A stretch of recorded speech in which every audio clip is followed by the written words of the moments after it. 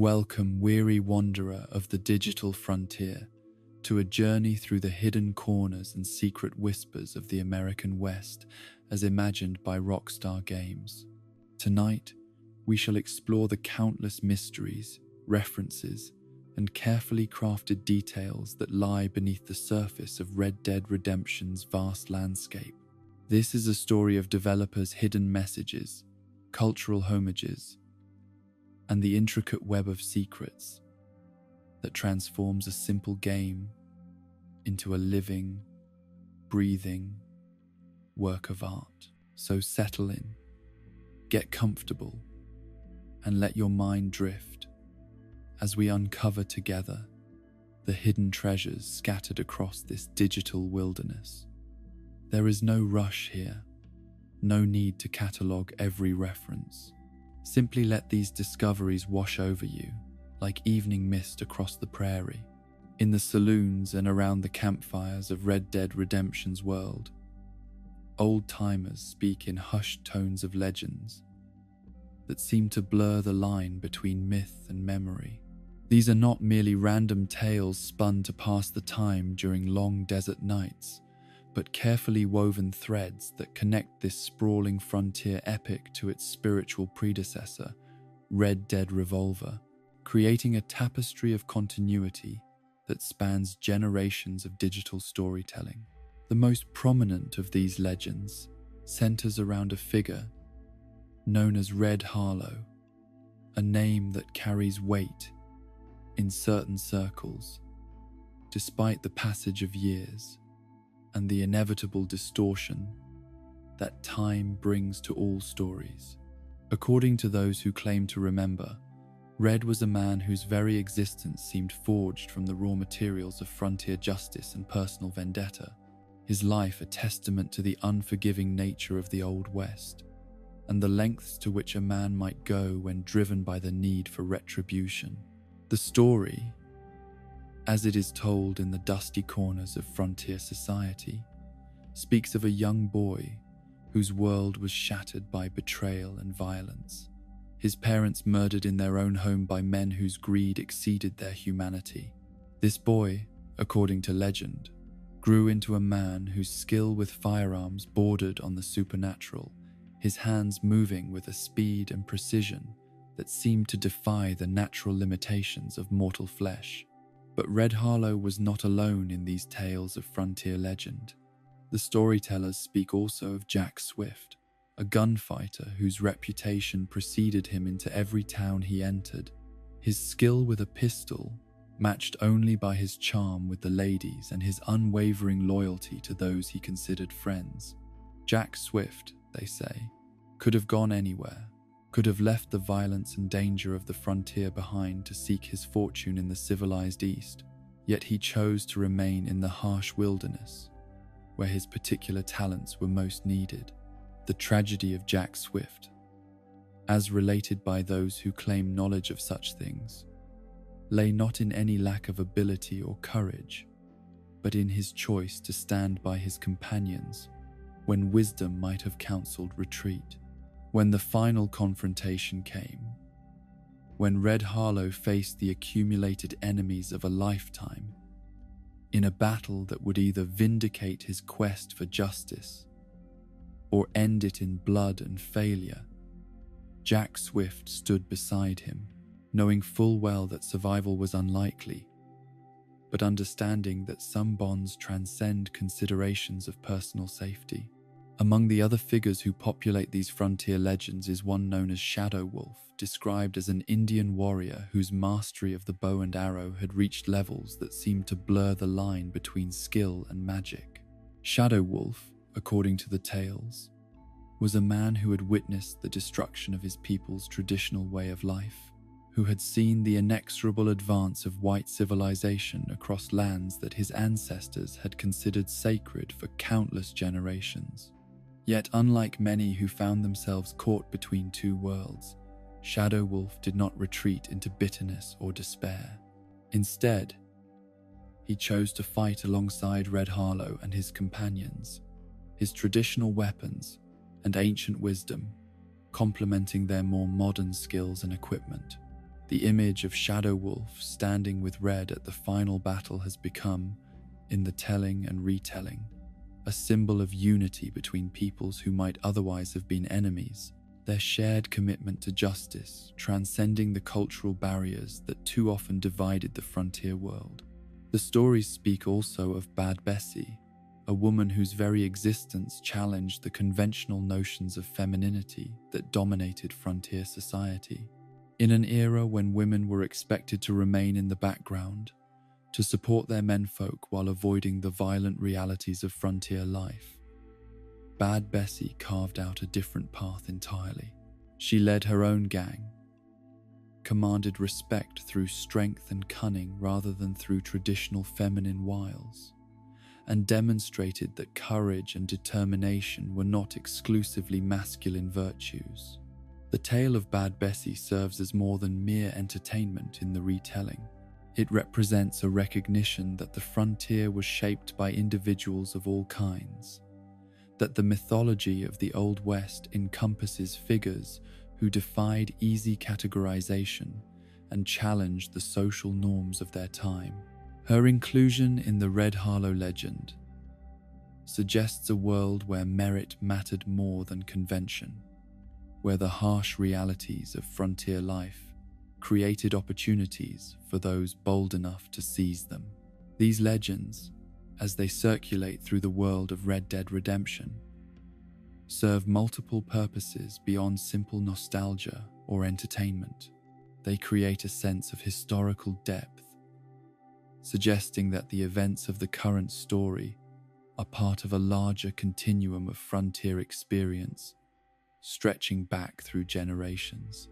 They establish mythological precedents for the kinds of extraordinary individuals who populate the game's world, making it seem natural that figures like John Marston and his associates could exist and thrive in such an environment.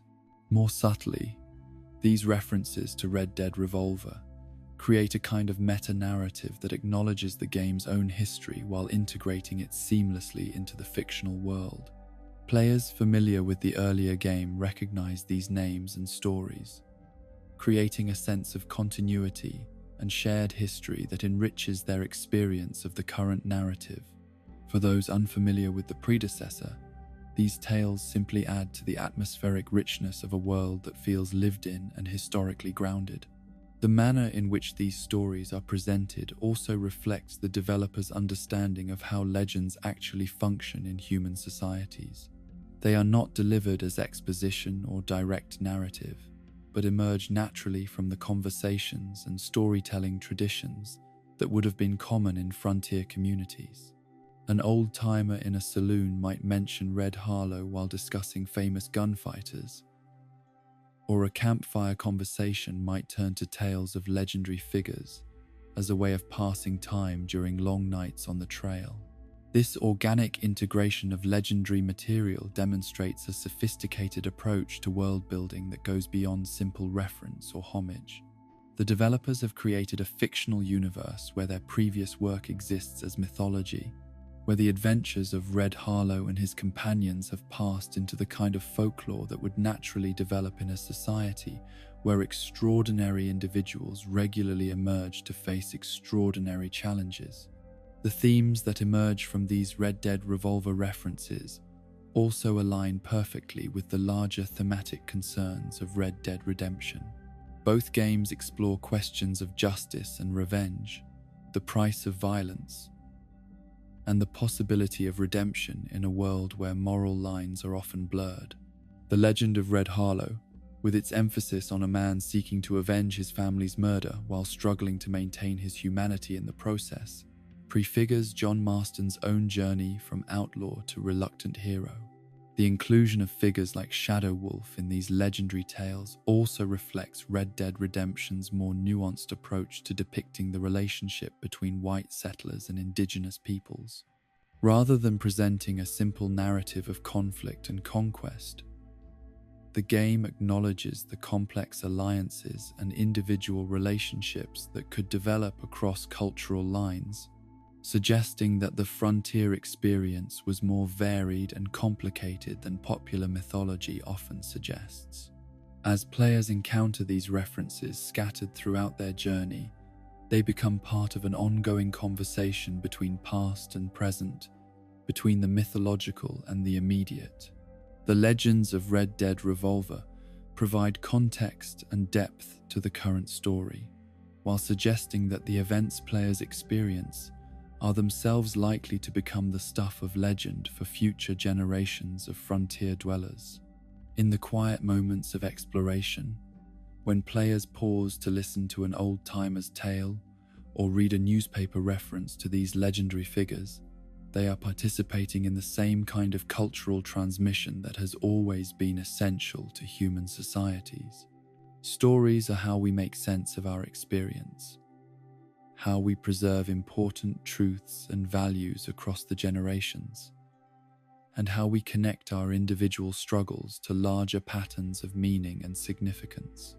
The genius of incorporating these Red Dead Revolver references lies not just in their nostalgic appeal or their function as Easter eggs for dedicated fans, but in their contribution to the overall atmosphere and authenticity of the game world.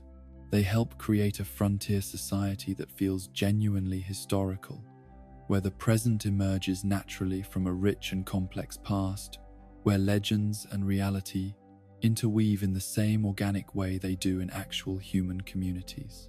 These echoes of Red Dead Revolver thus serve as more than simple callbacks or references.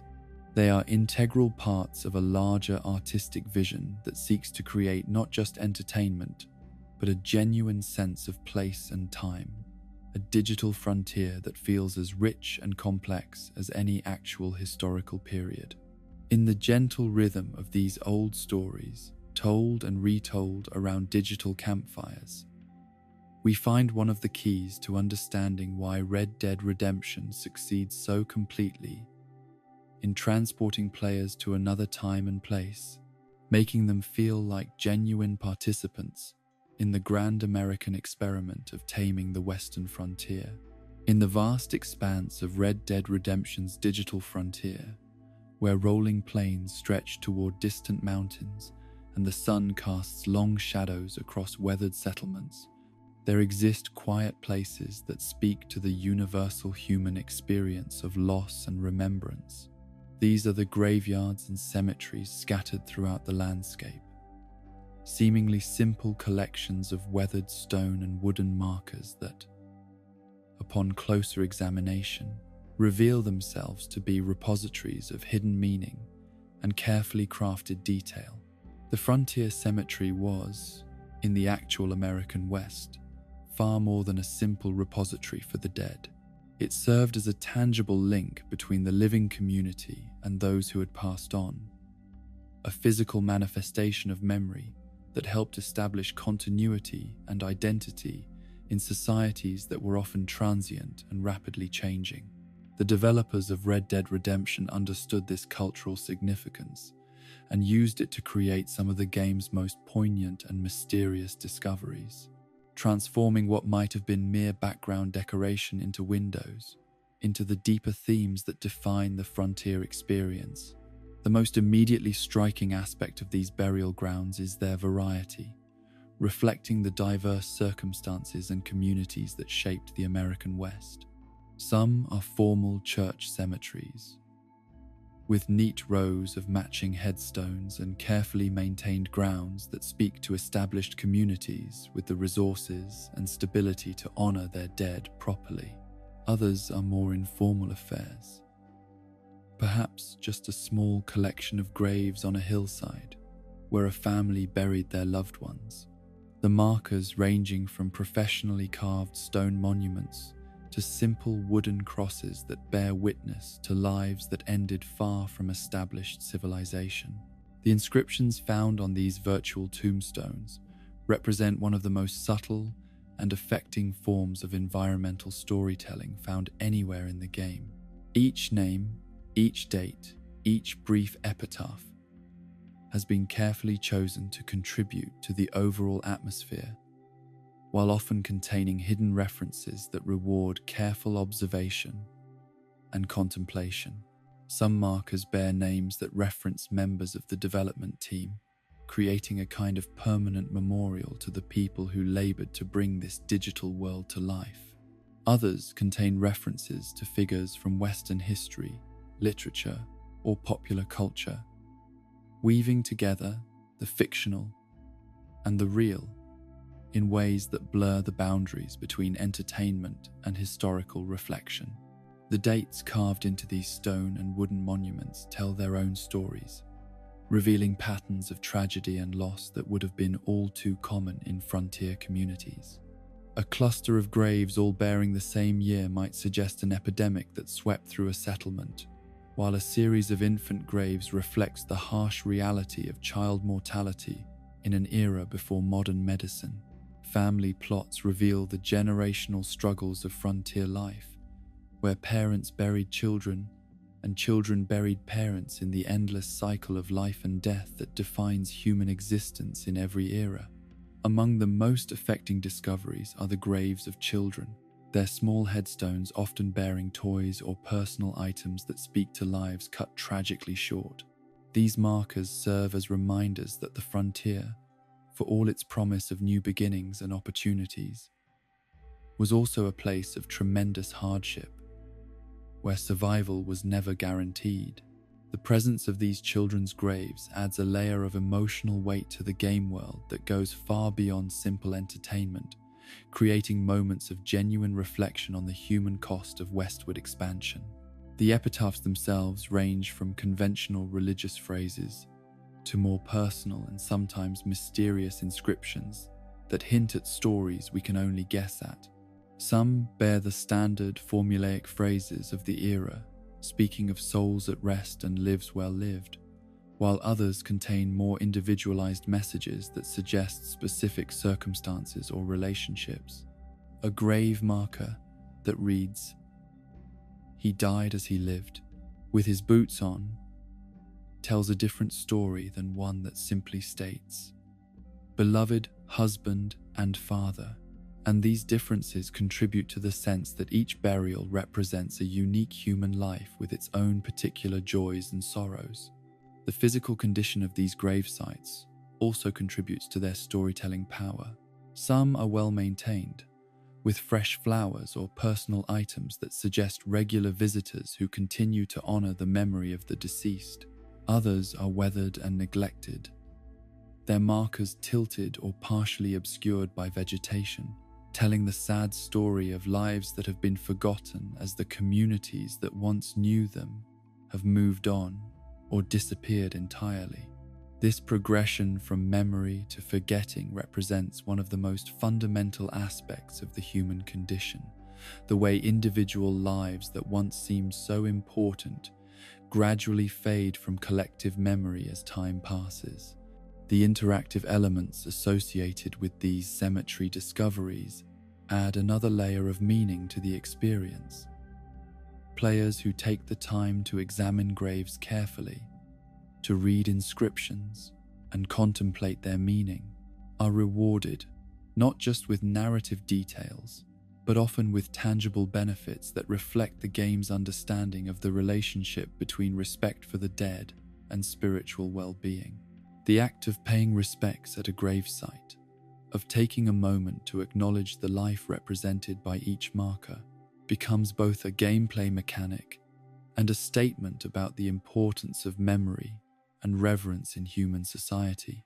Some of the most mysterious and intriguing cemetery discoveries involve graves that seem to exist outside the normal historical timeline of the game world. These anomalous markers, with dates that don't quite fit or references that seem anachronistic, create puzzles for players to contemplate and discuss. They suggest hidden layers of meaning, or perhaps alternate histories, adding an element of mystery that goes beyond simple historical recreation to venture into more speculative territory. The placement of these cemeteries within the larger landscape also reflects careful consideration of how burial sites actually functioned in frontier communities.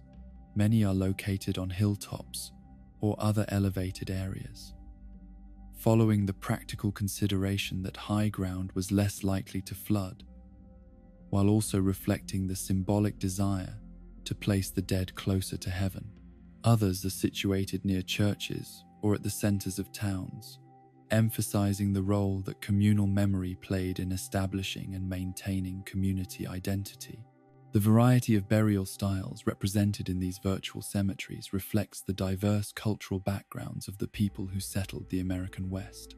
Some graves show the influence of European traditions, with elaborate stone monuments and formal inscriptions in Latin or other classical languages.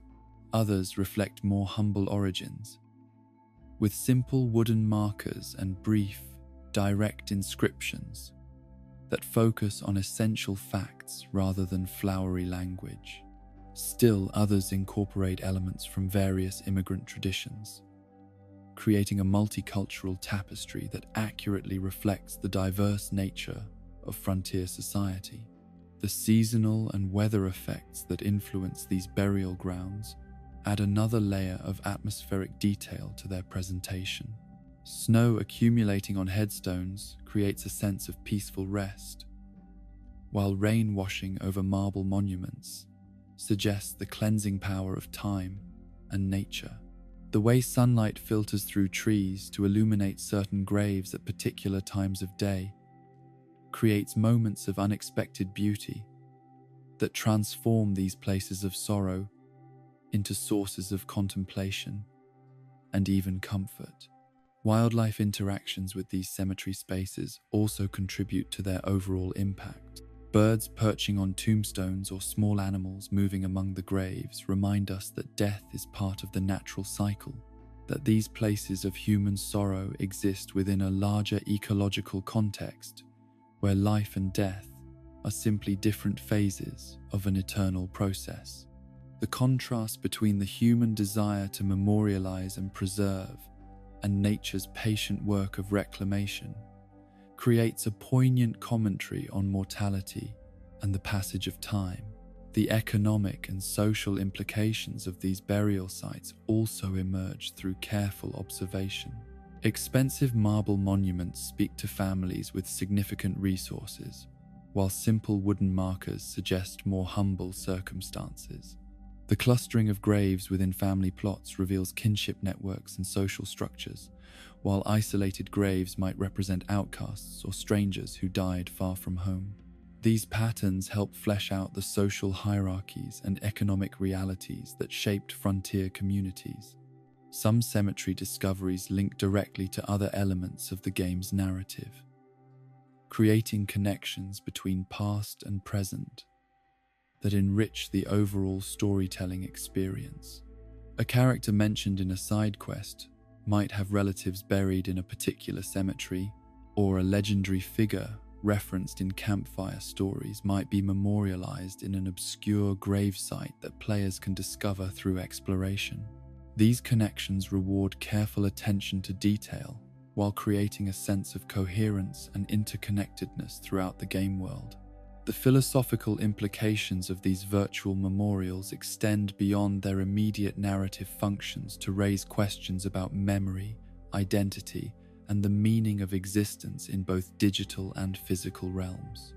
In creating these detailed cemetery spaces, the developers have acknowledged that death and remembrance are fundamental aspects of the human experience that cannot be ignored, even in entertainment media.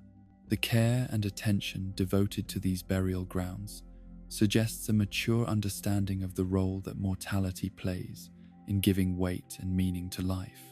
The discovery of these cemetery secrets often occurs during moments of quiet exploration, when players have stepped away from the main narrative to wander through the landscape at their own pace. This pattern of discovery reinforces the meditative and contemplative aspects of the game experience, encouraging players to slow down and pay attention to details that might otherwise be overlooked in the rush to complete objectives or advance the story. The cumulative effect of encountering these various burial grounds throughout the course of the game creates a growing awareness of the human cost of frontier life and the importance of memory in maintaining connections across time. Each cemetery visited, each grave marker examined, Each epitaph contemplated adds to a larger understanding of the world and the people who inhabited it. This gradual accumulation of knowledge and emotional connection transforms what might have been simple background elements into integral parts of the overall artistic vision.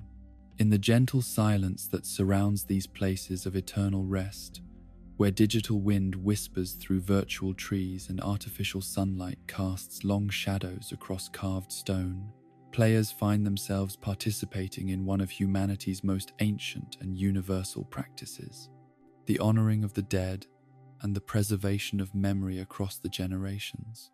These virtual cemeteries, crafted with such care and attention to detail, serve as reminders that even in our digital age, the fundamental questions of mortality and meaning continue to define the human experience, and that the best entertainment acknowledges and embraces these deeper truths rather than simply providing distraction from them. In the dusty archives of frontier culture, where the accumulated wisdom of generations mingles with the borrowed dreams of distant civilizations, Red Dead Redemption reveals itself to be far more than a simple recreation of the American West. It stands instead as a vast tapestry woven from countless threads of literary tradition, cinematic heritage, and cultural memory, each reference carefully placed to create resonances that extend far beyond the boundaries of the digital world itself. The developers of this remarkable creation understood that the mythology of the American frontier did not emerge in isolation, but was shaped by centuries of storytelling traditions that stretched back through European literature, classical mythology, and the universal human experiences that transcend any single time or place. In recognizing this truth, they created a work that functions simultaneously as entertainment, cultural commentary, and literary homage, embedding within its virtual landscape references that reward both casual observation and scholarly examination. The most immediately recognizable of these cultural threads are the connections to the great tradition of Western cinema, that uniquely American art form that transformed the historical reality of westward expansion into a mythological framework for exploring questions of justice, morality, and individual destiny. The influence of directors like John Ford, Sergio Leone, and Sam Peckinpah permeates every aspect of the game's visual and narrative design, from the sweeping landscape compositions that echo Monument Valley to the intimate character moments that recall the psychological complexity of films like The Man Who Shot Liberty Valance. Yet these cinematic references extend far beyond simple visual homage to encompass deeper structural and thematic elements that demonstrate a sophisticated understanding of how Western films actually functioned as cultural artifacts. The game's exploration of the tension between civilization and wilderness, between individual freedom and social responsibility, between justice and revenge, directly echoes the central preoccupations of the greatest Western films, while updating these themes for contemporary audiences grappling with similar moral ambiguities in their own historical moment. The literary influences that shape Red Dead Redemption's narrative landscape are equally rich and varied, drawing from sources that range from the classical works of American frontier literature to more contemporary explorations of Western themes. The ghost of Mark Twain haunts many of the game's more satirical moments, his sardonic wit and keen eye for human folly evident in the portrayal of frontier society's pretensions and contradictions. The influence of writers like Cormac McCarthy can be felt in the game's willingness to confront the violence and brutality that often lay beneath the romanticized surface of frontier life. The presence of books within the game world itself creates another layer of literary reference and commentary. Players who take time to examine the reading materials found in various locations discover works that range from adventure novels, celebrating frontier heroism, to more serious philosophical and religious texts that reflect the intellectual currents of the historical period.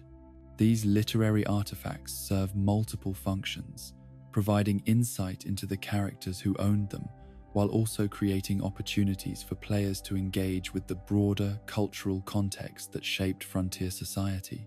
The adventure novel that young Jack Marston reads, with its tales of brave men hunting down savage enemies, represents a particularly pointed commentary on how popular literature both reflected and shaped contemporary attitudes toward violence, race, and national identity.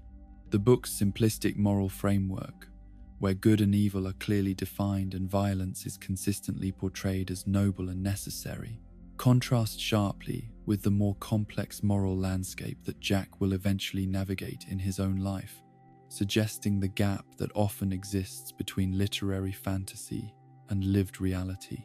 Religious and philosophical texts found throughout the game world reflect the serious intellectual engagement with questions of meaning and morality that characterized many frontier communities. The presence of works by writers like Ralph Waldo Emerson and Henry David Thoreau suggests a frontier society that was not merely concerned with survival and material prosperity, but also grappled with deeper questions about the nature of human existence and the proper relationship between individuals and society. The game's engagement with horror literature and Gothic traditions adds another dimension to its cultural tapestry, acknowledging that the frontier experience encompassed not only adventure and opportunity, but also isolation, madness, and encounters with forces that seem to exist beyond rational understanding. References to works like The Hills Have Eyes reflect the way that frontier literature often used the landscape itself as a source of terror, transforming the supposed freedom of the open spaces into claustrophobic environments where civilization's protections no longer applied. The incorporation of elements from Edgar Allan Poe's work, particularly in some of the game's more supernatural encounters, demonstrates an understanding of how Gothic literature used the American landscape as a setting for exploring psychological and spiritual themes. The frontier, in this literary tradition, becomes not just a physical space but a psychological territory where the normal rules of social behavior break down, and individuals must confront fundamental questions about their own nature and destiny. Contemporary pop culture references woven throughout the game create bridges between the historical period being portrayed and the modern audience experiencing the narrative. These anachronistic elements, carefully placed so as not to disrupt the overall historical atmosphere, serve as gentle reminders that all historical recreation is ultimately a conversation between past and present, a way of using historical settings to explore contemporary concerns and preoccupations. The presence of phrases and concepts that clearly derive from modern popular culture creates moments of unexpected humor, while also acknowledging the artificial nature of the game world itself. These references function as a kind of meta-commentary on the process of historical recreation, suggesting that complete authenticity is neither possible nor necessarily desirable in works that seek to engage contemporary audiences with historical themes. The integration of redemption themes throughout the narrative structure reflects a deep engagement with one of the central preoccupations of American literature, the possibility of moral transformation and spiritual renewal through confrontation with harsh realities and difficult choices. The concept of redemption, which gives the game its title, emerges not as a simple religious doctrine, but as a complex psychological and social process that requires genuine acknowledgement of past wrongs and sustained effort to create positive change. The connection to films like The Shawshank Redemption becomes particularly significant in this context, as both works explore the idea that redemption is not a single moment of revelation but an ongoing process of choosing hope over despair, community over isolation, and constructive action over passive acceptance of circumstances. The prison imagery that appears throughout Red Dead Redemption, both literal and metaphorical, reinforces these thematic connections while creating opportunities for players to reflect on the various forms of confinement and liberation that define human experience. The game's treatment of violence and its consequences reflects a sophisticated engagement with the moral complexities that have always been central to the Western genre. Unlike simpler adventure stories that celebrate violence as an unproblematic solution to moral problems, Red Dead Redemption consistently portrays violence as a tragic necessity that exacts psychological and spiritual costs from all participants. This approach aligns the game with more serious cinematic and literary treatments of Western themes, while distinguishing it from entertainment that simply uses Western settings as backdrops for uncomplicated action sequences. The influence of directors like Sam Peckinpah becomes particularly evident in the game's unflinching portrayal of violence as both inevitable and destructive, creating scenarios where characters must choose between competing moral imperatives without clear guidance about which choice represents the greater good. This moral ambiguity, which defines many of the greatest Western films, creates space for players to engage with ethical questions that extend far beyond the game world itself. The visual language of the game draws heavily from the cinematographic traditions established by Western films, using techniques like extreme wide shots of landscape, intimate close-ups during dramatic moments, and careful attention to lighting and composition to create emotional effects that resonate with decades of cinematic conditioning. Players familiar with Western films will recognize these visual cues and respond to them on both conscious and unconscious levels, creating deeper emotional engagement with the narrative than would be possible through original visual approaches alone. The use of weather and natural phenomena as narrative and emotional elements reflects another connection to cinematic traditions, where storms, sunsets, and other environmental conditions have long served as external manifestations of internal character states.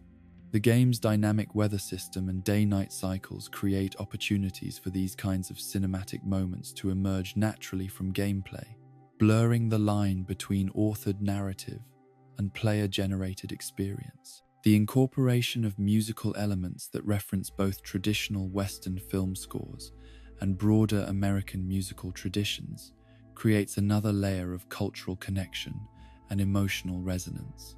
The game's music draws from sources that include not only the familiar instrumental traditions associated with Western films, but also folk music, religious hymns, and popular songs of the historical period, creating a rich audio landscape that enhances the sense of historical authenticity while providing emotional context for narrative events.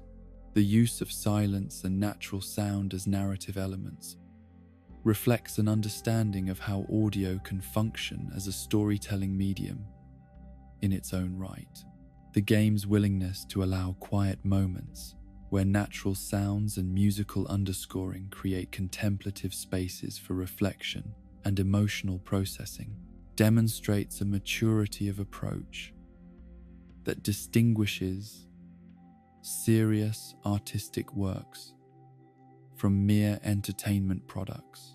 The integration of humor throughout the game reflects another important aspect of American literary and cinematic traditions: the use of comedy as a way of processing difficult realities and maintaining psychological balance in the face of hardship and tragedy. The humor in Red Dead Redemption ranges from gentle, character-based comedy that emerges naturally from social interactions to more pointed satire that comments on social institutions and cultural pretensions. The satirical elements in the game often target the same kinds of social hypocrisy and institutional corruption that have been consistent themes in American humor since the days of Mark Twain and Ambrose Bierce.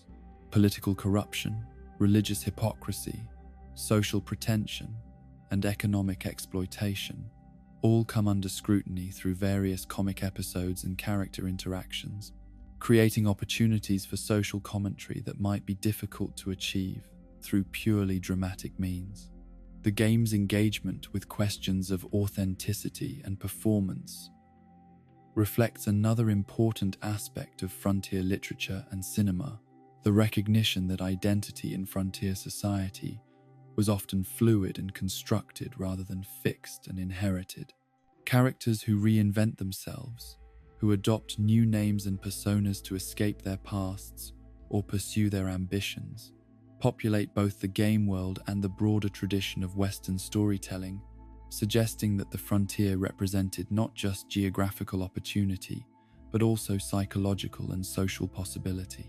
This theme of constructed identity becomes particularly significant in the context of the game's exploration of redemption themes, as characters struggle to determine whether genuine change is possible, or whether people are ultimately trapped by their histories and inherent natures.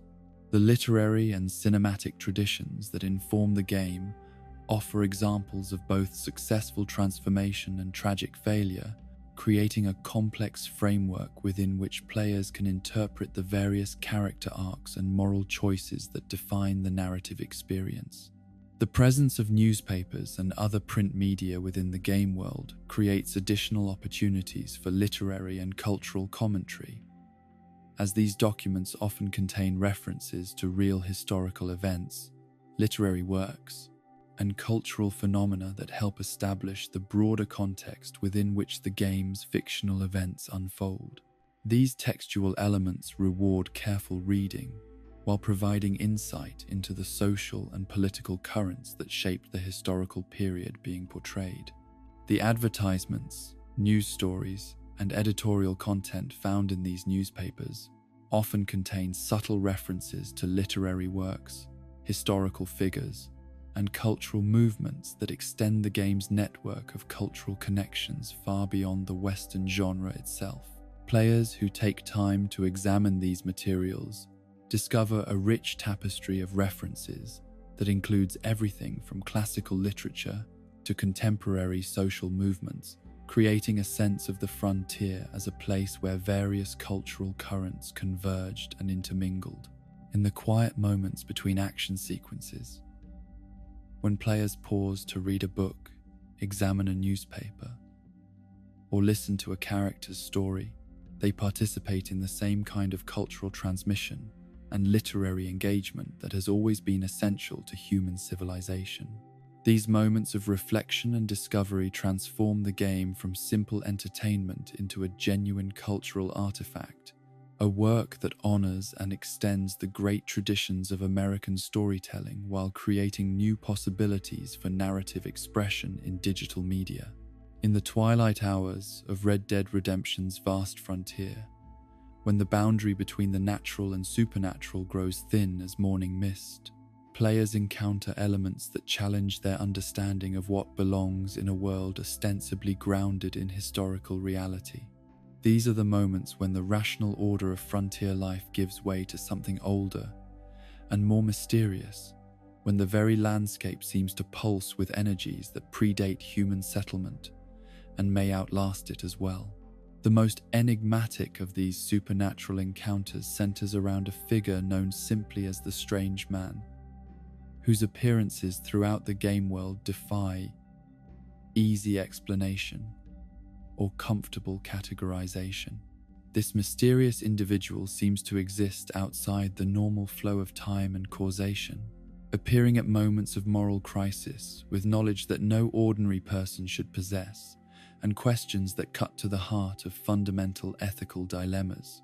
The Strange Man's physical appearance marks him as different from the beginning.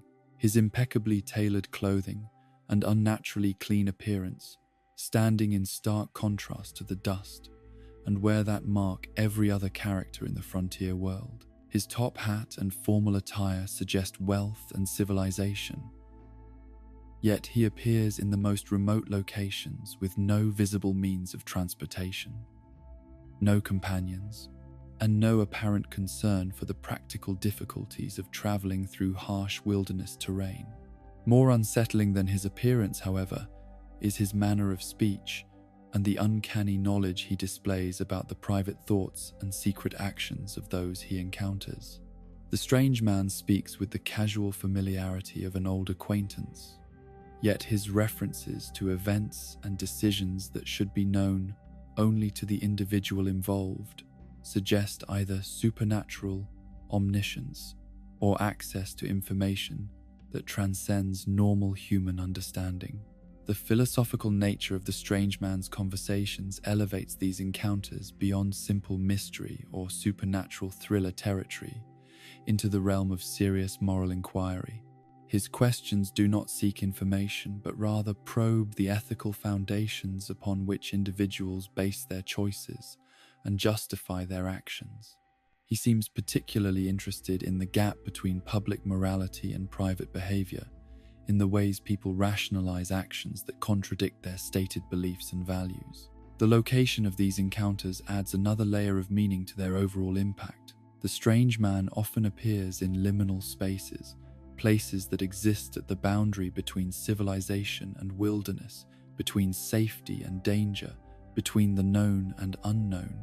These threshold locations reinforce the sense that meetings with this mysterious figure represent moments of transition and moral choice, opportunities for characters to define themselves through their responses to fundamental questions about right and wrong. The strange man's apparent immortality or timelessness connects these encounters to broader themes about the cyclical nature of human moral failure and the persistence of ethical questions across generations and cultures. His suggestion that he has witnessed similar scenes of moral compromise and corruption throughout history implies that the specific circumstances of the frontier period represent variations on universal human themes rather than unique historical aberrations.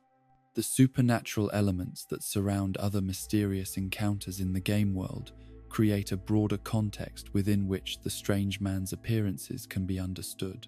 Ghost sightings, unexplained phenomena, and encounters with creatures that seem to exist at the margins of reality all contribute to an atmosphere where the rational and irrational coexist in uneasy tension, where the attempt to impose purely materialistic explanations on experience consistently falls short of accounting for the full range of human encounter with the unknown.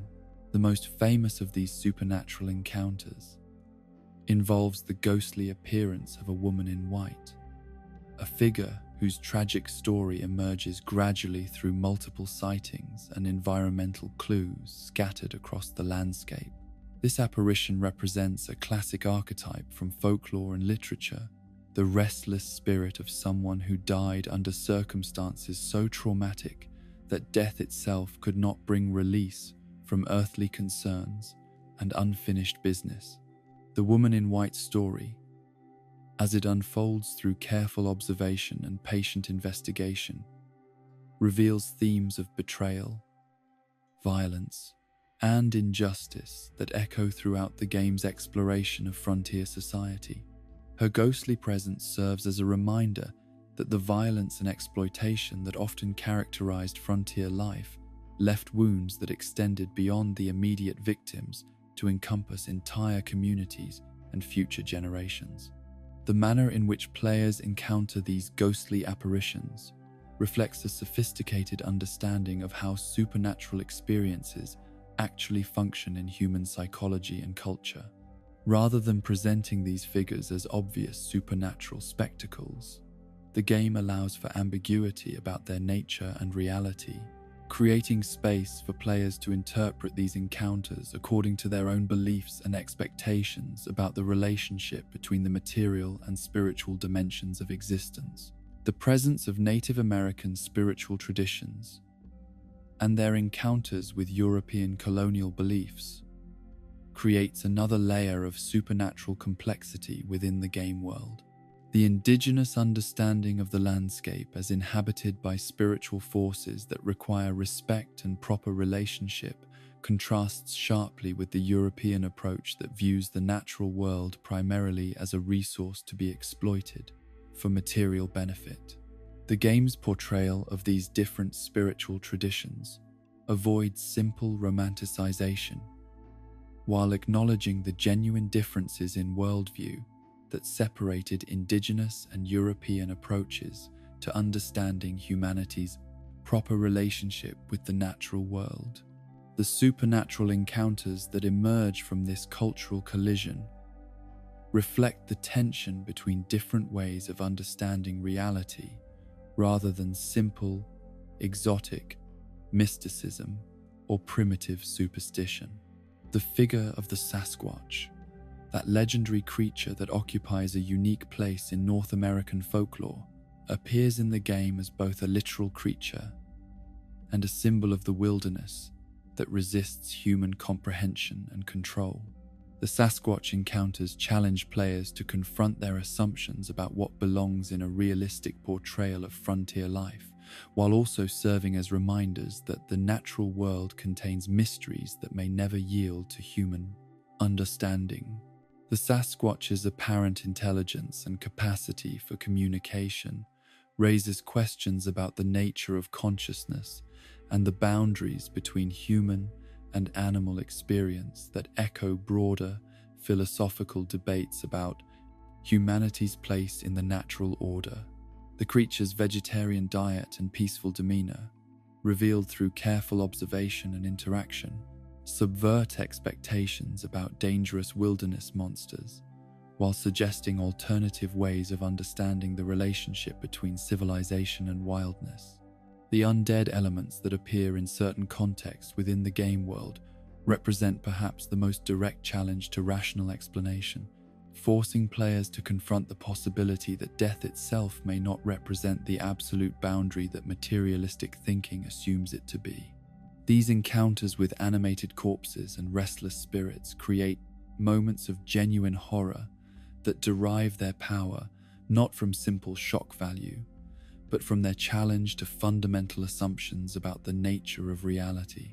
The zombie-like creatures that emerge in certain circumstances suggest corruption and decay that extends beyond the physical into the moral and spiritual dimensions of existence. Their appearance often coincides with evidence of profound moral failure or spiritual corruption, implying a connection between ethical degradation and supernatural manifestation that recalls ancient religious and philosophical traditions. The integration of these supernatural elements into a game world that otherwise maintains strict historical realism creates a unique aesthetic and philosophical tension that enhances rather than undermines the overall narrative impact. The supernatural encounters serve as moments of heightened significance that force players to confront questions about meaning and mystery that purely realistic portrayals might struggle to address directly. The biblical and religious imagery that appears throughout these supernatural encounters reflects the deep influence of Christian tradition on frontier culture, while also acknowledging the persistence of older spiritual traditions that Christianity had attempted to supplant or incorporate. References to biblical stories and Christian symbolism appear alongside evidence of indigenous spiritual practices and folk beliefs that derive from pre-Christian European traditions. The apocalyptic imagery that sometimes accompanies the most intense supernatural encounters reflects both biblical tradition and the widespread 19th century belief that the American frontier represented a new beginning for human civilization, a place where the failures of the old world could be transcended through contact with pristine natural conditions and opportunities for moral renewal. The failure of this optimistic vision, as evidenced by the continuation of violence, corruption, and exploitation in frontier society, creates the psychological and spiritual conditions within which supernatural encounters become not only possible but necessary, as ways of processing experiences that rational frameworks cannot adequately address.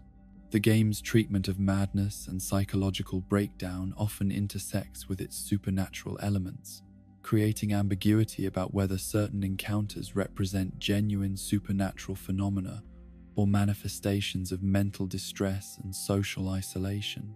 This ambiguity reflects a sophisticated understanding of how supernatural beliefs actually function in human culture, serving multiple psychological and social purposes that extend beyond simple explanations for unexplained phenomena.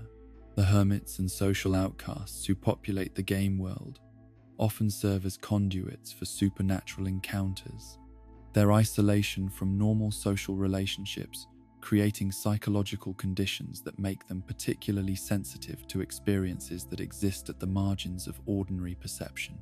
Their stories often involve trauma, loss, and rejection that have severed their connections to conventional reality, while opening them to alternative forms of experience and understanding.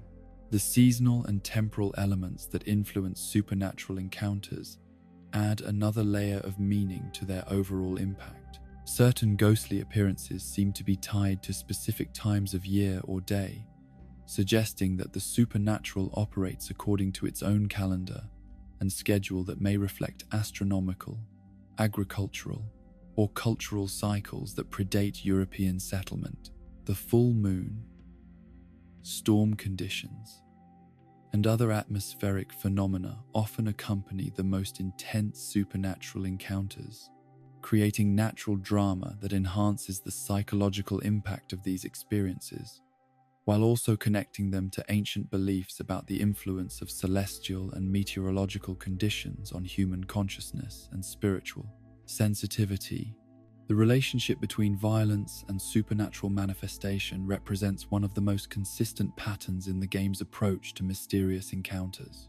Places where traumatic events have occurred, where blood has been spilled through murder or accident, often become sites of ongoing supernatural activity that suggests the persistence of psychic or spiritual energy beyond the physical circumstances that created it. This connection between violence and supernatural activity reflects both folk beliefs about haunted locations and deeper psychological truths about how communities process and remember traumatic events. The supernatural becomes a way of acknowledging that some experiences leave permanent marks on the landscape and collective memory that cannot be erased through simple forgetting or rational explanation. The isolation that characterizes frontier life creates psychological conditions that make supernatural encounters more likely and more significant when they occur. The absence of the social supports and reality testing mechanisms that urban communities provide leaves individuals more vulnerable to experiences that challenge conventional understanding, while also making them more dependent on personal resources for interpreting and responding to mysterious phenomena. The game's approach to these supernatural elements avoids both simple debunking and uncritical acceptance, instead creating space for multiple interpretations that respect both rational skepticism and spiritual openness. This balanced approach reflects a mature understanding of how supernatural beliefs actually function in human experience, serving important psychological and cultural purposes that cannot be dismissed simply because they cannot be verified through scientific methodology. The cumulative effect of encountering these various supernatural elements throughout the course of the game creates a growing awareness that the frontier world contains depths and mysteries that rational analysis alone cannot fully comprehend. Each ghostly apparition, each mysterious encounter, each moment of inexplicable phenomena adds to a larger understanding of reality as more complex and mysterious than conventional materialism might suggest. In the quiet moments of exploration, when players pause to contemplate the meaning of these strange encounters, they participate in one of humanity's most ancient and universal activities, the attempt to understand experiences that seem to transcend the boundaries of ordinary reality. These virtual supernatural encounters, crafted with such care and attention to psychological authenticity, serve as reminders that even in our scientific age, the fundamental mysteries of existence continue to challenge our understanding and invite us to remain open to possibilities that extend beyond the comfortable boundaries of conventional explanation. The American frontier, as rendered in Red Dead Redemption's vast digital landscape, reveals itself to be far more than simple backdrop or scenic decoration for the human dramas that unfold within its boundaries. Every weathered building, every abandoned settlement, every geological formation and natural wonder serves as both witness and participant in an ongoing conversation between human ambition and natural forces, between the dreams of civilization and the persistent reality of wilderness that refuses to be completely tamed. The abandoned places scattered throughout this virtual world stand as perhaps the most eloquent testimony to the complex relationship between hope and failure that characterized the actual American frontier experience. These ghost towns and empty homesteads, their windows staring blindly across landscapes that once bustled with human activity, tell stories of dreams deferred and ambitions crushed by the harsh realities of frontier life. Each abandoned settlement represents a unique constellation of circumstances that led to its eventual demise, and careful observation reveals the subtle environmental clues that suggest the particular challenges that proved insurmountable for its former inhabitants. A town situated too far from reliable water sources bears the marks of drought and desperation, its empty buildings clustered around a well that finally ran dry. Another settlement, positioned in a valley prone to flooding, shows evidence of repeated water damage that eventually made continued habitation impossible.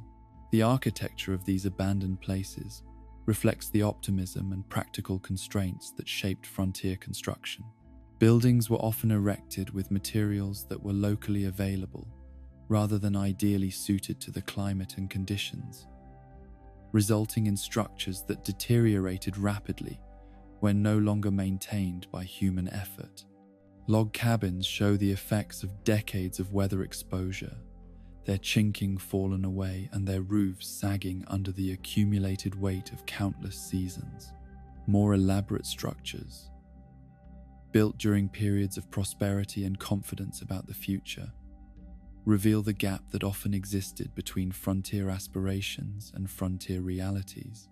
A half-completed church with walls that reach only part-way to their intended height suggests a community whose religious enthusiasm exceeded its financial resources.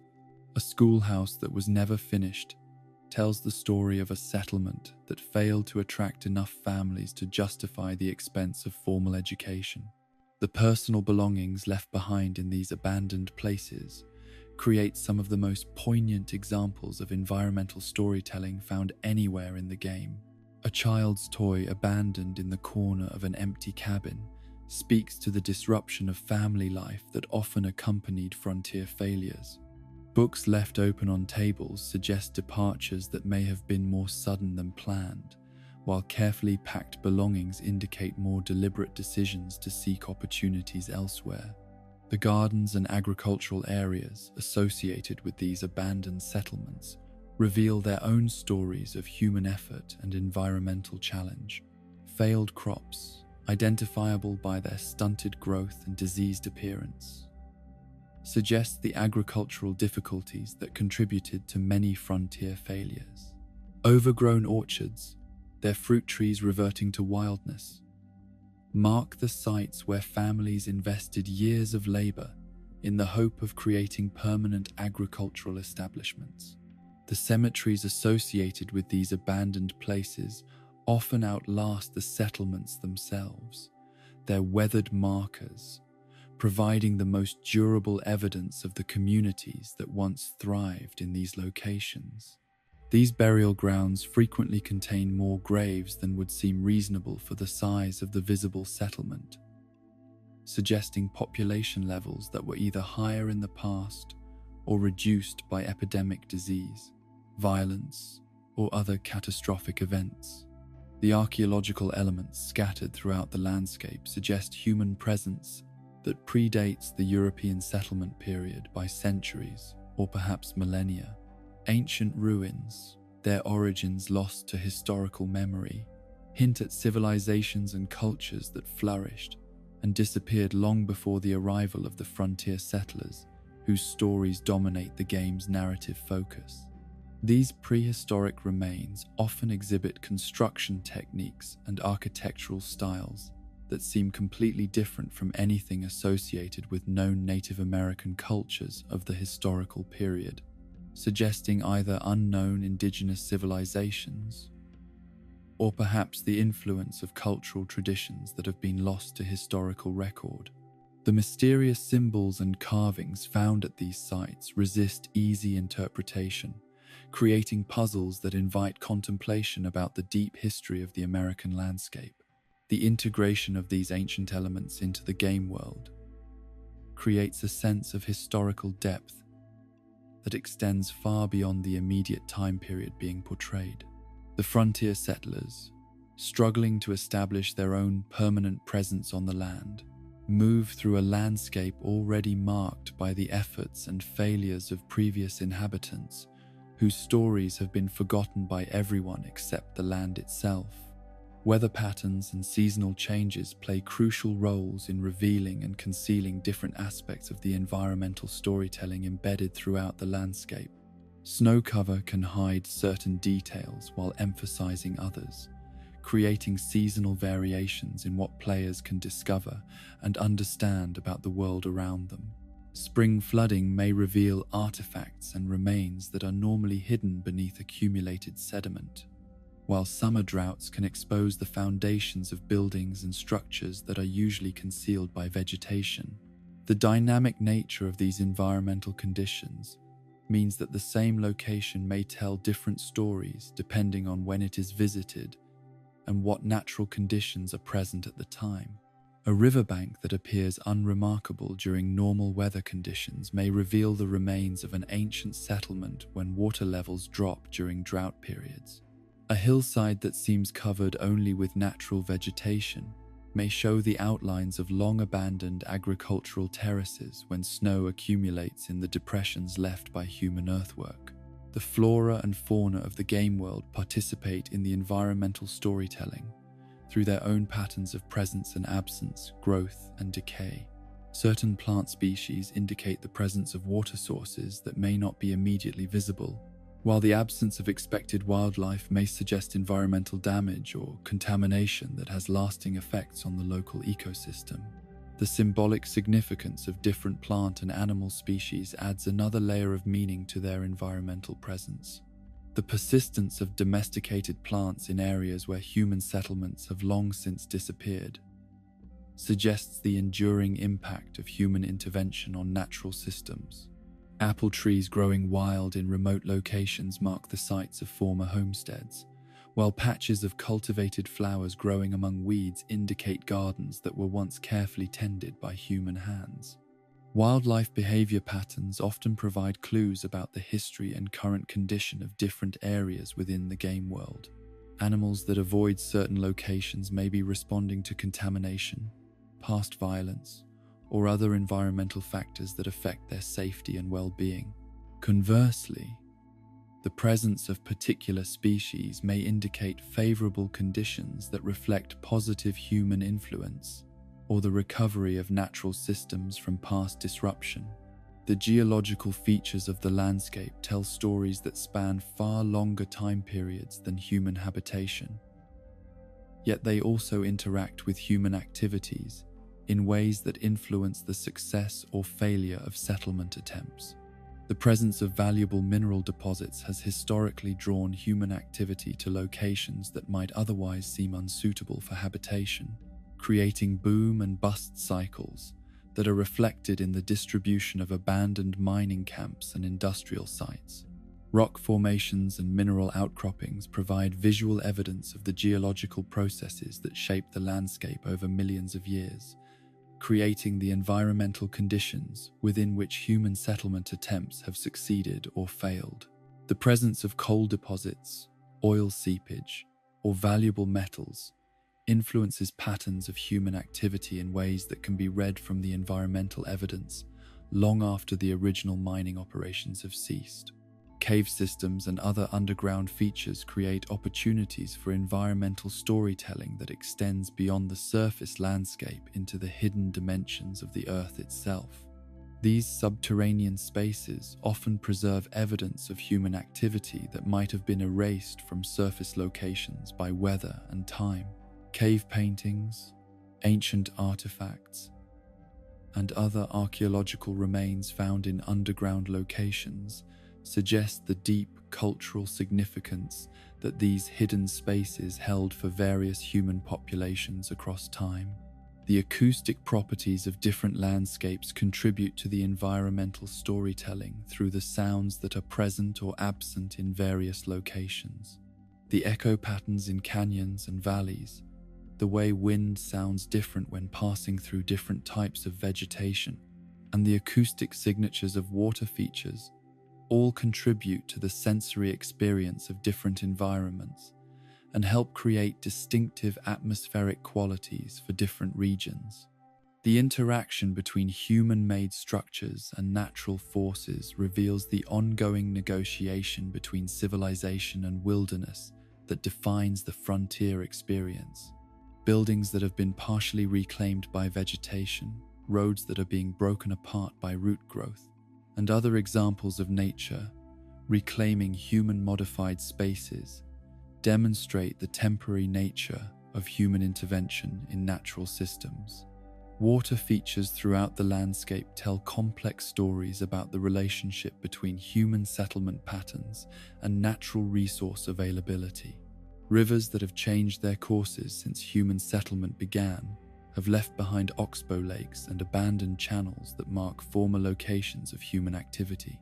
Wells and springs that have dried up explain the abandonment of settlements that were once thriving communities.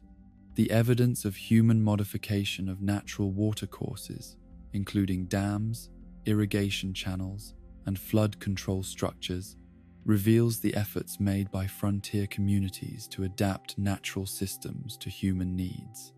The success or failure of these engineering projects often determines the long-term viability of associated settlements, and the environmental evidence of these modifications persists long after the communities they were meant to serve have disappeared. Transportation infrastructure, including roads, bridges, and rail lines, creates linear elements in the landscape that connect different regions, while also serving as archaeological evidence of past economic and social relationships. The condition and maintenance level of these transportation features indicates the current level of human activity in different areas, while also suggesting the historical importance of various trade routes and travel corridors. Abandoned transportation infrastructure tells particularly poignant stories about changing economic conditions and shifting patterns of human activity. Railroad grades that were never completed suggest economic projects that failed before reaching fruition, while bridges that have collapsed and not been repaired indicate routes that are no longer economically viable. The cumulative effect of careful attention to these environmental details creates a rich understanding of the game world as a place where natural and human history intersect in complex and ongoing ways.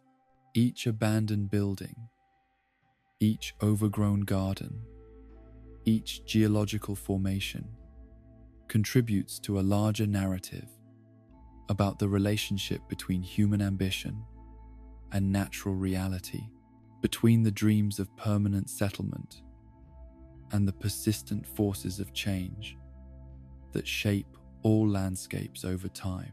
The seasonal cycles that govern the natural world provide a temporal framework within which all of these environmental stories unfold. The annual rhythm of growth and decay, of abundance and scarcity, of harsh weather and favorable conditions, creates the basic parameters within which human activities succeed or fail. Understanding these natural cycles and their relationship to human settlement patterns provides insight into the deeper forces that shaped frontier history and continue to influence contemporary relationships between human communities and natural environments. In the gentle progression of these seasonal changes, where digital snow falls on virtual ruins and artificial sunlight illuminates the remains of forgotten dreams, players discover that the landscape itself serves as the most comprehensive and enduring record of human experience. These environmental stories, told through careful observation of physical details and natural processes, create a form of historical understanding that complements and enriches the human narratives that form the game's central focus, reminding us that all human stories ultimately unfold within the larger context of natural systems that both support and constrain our collective aspirations. In the bustling settlements and remote outposts of Red Dead Redemption's frontier world, beneath the surface drama of gunfights and grand adventures, exists a remarkably sophisticated network of individual lives and personal stories that unfold according to their own internal logic and emotional rhythms. These are the lives of shopkeepers and farmers, travelers and drifters, children and elderly residents whose existence continues whether or not the player ever takes notice of their particular struggles and triumphs. The depth of characterization that the game's developers invested in these seemingly secondary figures represents one of the most ambitious attempts ever made to create a believable human ecosystem within a digital environment.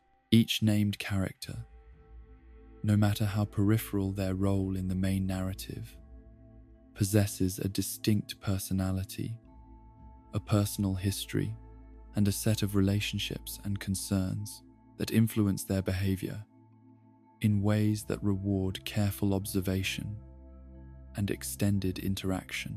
The familiar faces that appear throughout the game world often reveal themselves to be far more complex than their initial encounters might suggest, their apparent simplicity masking intricate personal histories and hidden depths that emerge gradually through repeated meetings and patient attention to their dialogue, variations, and behavioral patterns. A shopkeeper who seems concerned only with commercial transactions may reveal through careful conversation a deep knowledge of local history and a network of family relationships that extends across multiple settlements. The woman who operates the general store in one frontier town, for instance, demonstrates through her varied conversations and changing inventory selections a sophisticated understanding of seasonal economic patterns, customer preferences, and the complex supply chains that connect remote frontier communities to distant centers of manufacturing and trade. Her comments about particular items reveal not only commercial awareness, but personal opinions about the moral implications of various products and the social changes affecting frontier society. Her relationships with regular customers unfold through subtle changes in greeting patterns, credit arrangements, and the kinds of personal information she chooses to share or withhold during business transactions. Players who take time to engage with her consistently discover that she remembers previous interactions, adjusts her behavior based on the player's past conduct, and gradually reveals information about her own family situation, her concerns about community changes, and her opinions about various local personalities. The traveling salesman who appears periodically at different locations throughout the game world demonstrates another kind of complex characterization, his routes and timing reflecting realistic travel patterns, while his conversation, topics, and product offerings change in response to seasonal conditions, local events, and regional economic variations. His knowledge of different communities and their particular characteristics emerges through comments about local personalities, observations about regional differences in customer preferences, and stories about unusual incidents encountered during his travels. This traveling merchant's relationship with different communities reveals the social networks and economic dependencies that bind frontier settlements together, despite their geographical isolation. His ability to carry news, messages, and gossip between distant locations makes him a crucial figure in maintaining communication across the scattered settlements of the frontier world, while his economic function as a provider of manufactured goods reflects the complex trade relationships that sustained frontier life. The children who populate various settlements throughout the game represent perhaps the most sophisticated examples of behavioral programming, their activities and concerns reflecting realistic patterns of childhood development, while also serving as indicators of community health and social stability. Children in stable, prosperous communities exhibit different behavioral patterns than those in settlements facing economic hardship or social disruption, their play activities and conversation topics reflecting the adult concerns that shape their daily environment. The games that children play often mirror adult activities in ways that reveal both the educational function of childhood play and the social values being transmitted across generations. Children who engage in mock gunfights are processing the violence that characterizes adult male relationships in their community, while those who focus on domestic play activities are learning the social roles and responsibilities that will define their future adult lives. The relationships between children and adult community members reflect the extended family networks and community child-rearing practices that were essential to frontier social organization. Children who interact comfortably with multiple adults demonstrate the kind of community integration that characterized healthy frontier settlements, while those who seem isolated or fearful may indicate family disruption or community social problems. The elderly residents of frontier communities serve as repositories of local history and traditional knowledge, their conversations often containing references to events and personalities from earlier periods of settlement history. These older characters frequently possess the most detailed understanding of local geography, weather patterns, and ecological conditions. Their knowledge accumulated through decades of direct experience with the challenges and opportunities that define life in particular locations. The stories told by elderly residents often bridge the gap between official historical narratives and personal experience, their accounts of past events providing alternative perspectives on community development and the resolution of local conflicts. Their attitudes toward younger community members reflect generational differences in values and priorities, while also revealing the processes through which traditional knowledge and social values are transmitted or lost across time. The interactions between elderly residents and other community members demonstrate the social support systems that frontier communities developed to care for their most vulnerable members. The presence of elderly individuals who appear well cared for suggests communities with strong social cohesion and effective mutual support networks, while those who seem neglected or isolated may indicate communities under stress or experiencing social breakdown. The working relationships that develop between different community members reflect the complex economic interdependencies that sustained frontier settlements despite their isolation from larger market systems. The blacksmith who shoes horses for the local stable owner, who in turn provides transportation services for the merchant who supplies goods to the general store, represents just one example of the intricate economic networks that bound frontier communities together through relationships of mutual dependence and shared interest. These economic relationships often evolve into social and personal connections that extend beyond simple business transactions. The baker who provides bread for the local restaurant may also serve as an informal banker for customers facing temporary financial difficulties, while the stable owner who cares for horses may also function as a source of news and information about conditions in distant communities visited by traveling customers. The credit relationships that develop between community members reflect both the cash-poor nature of frontier economies and the social trust that made extended economic cooperation possible despite the absence of formal banking, institutions, or legal enforcement mechanisms. The willingness of merchants to extend credit to regular customers demonstrates the personal knowledge and social relationships that substituted for formal credit systems in frontier communities. The social hierarchies that operate within frontier communities reveal themselves through subtle patterns of interaction and deference that reward careful observation. The most respected community members are not necessarily the wealthiest or most powerful in conventional terms, but rather those who've demonstrated competence, reliability, and commitment to community welfare over extended periods of time. The doctor or medical practitioner in a frontier community often occupies a unique social position that transcends normal economic and class distinctions, their essential services creating relationships of dependence and gratitude that influence social dynamics throughout the community. The respect accorded to medical knowledge and healing skills reflects both the practical importance of healthcare in harsh frontier conditions and the traditional association between healing abilities and moral authority. The religious leaders who serve frontier communities face unique challenges in adapting traditional religious practices to the practical constraints and social realities of frontier life.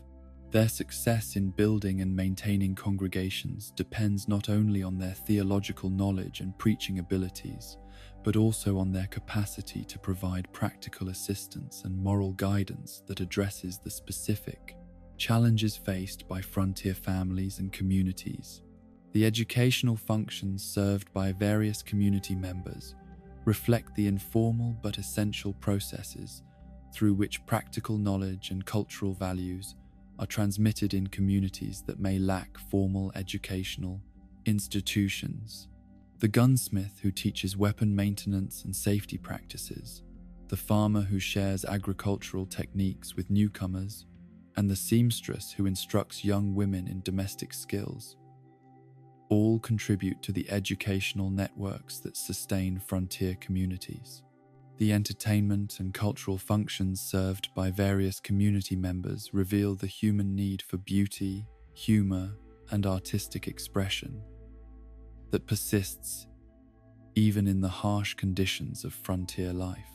The musician who provides entertainment at community gatherings, the storyteller who preserves local legends and folktales, and the craftsperson who creates decorative objects that serve no immediate practical purpose, all contribute to the cultural richness that distinguishes thriving communities from mere survival settlements.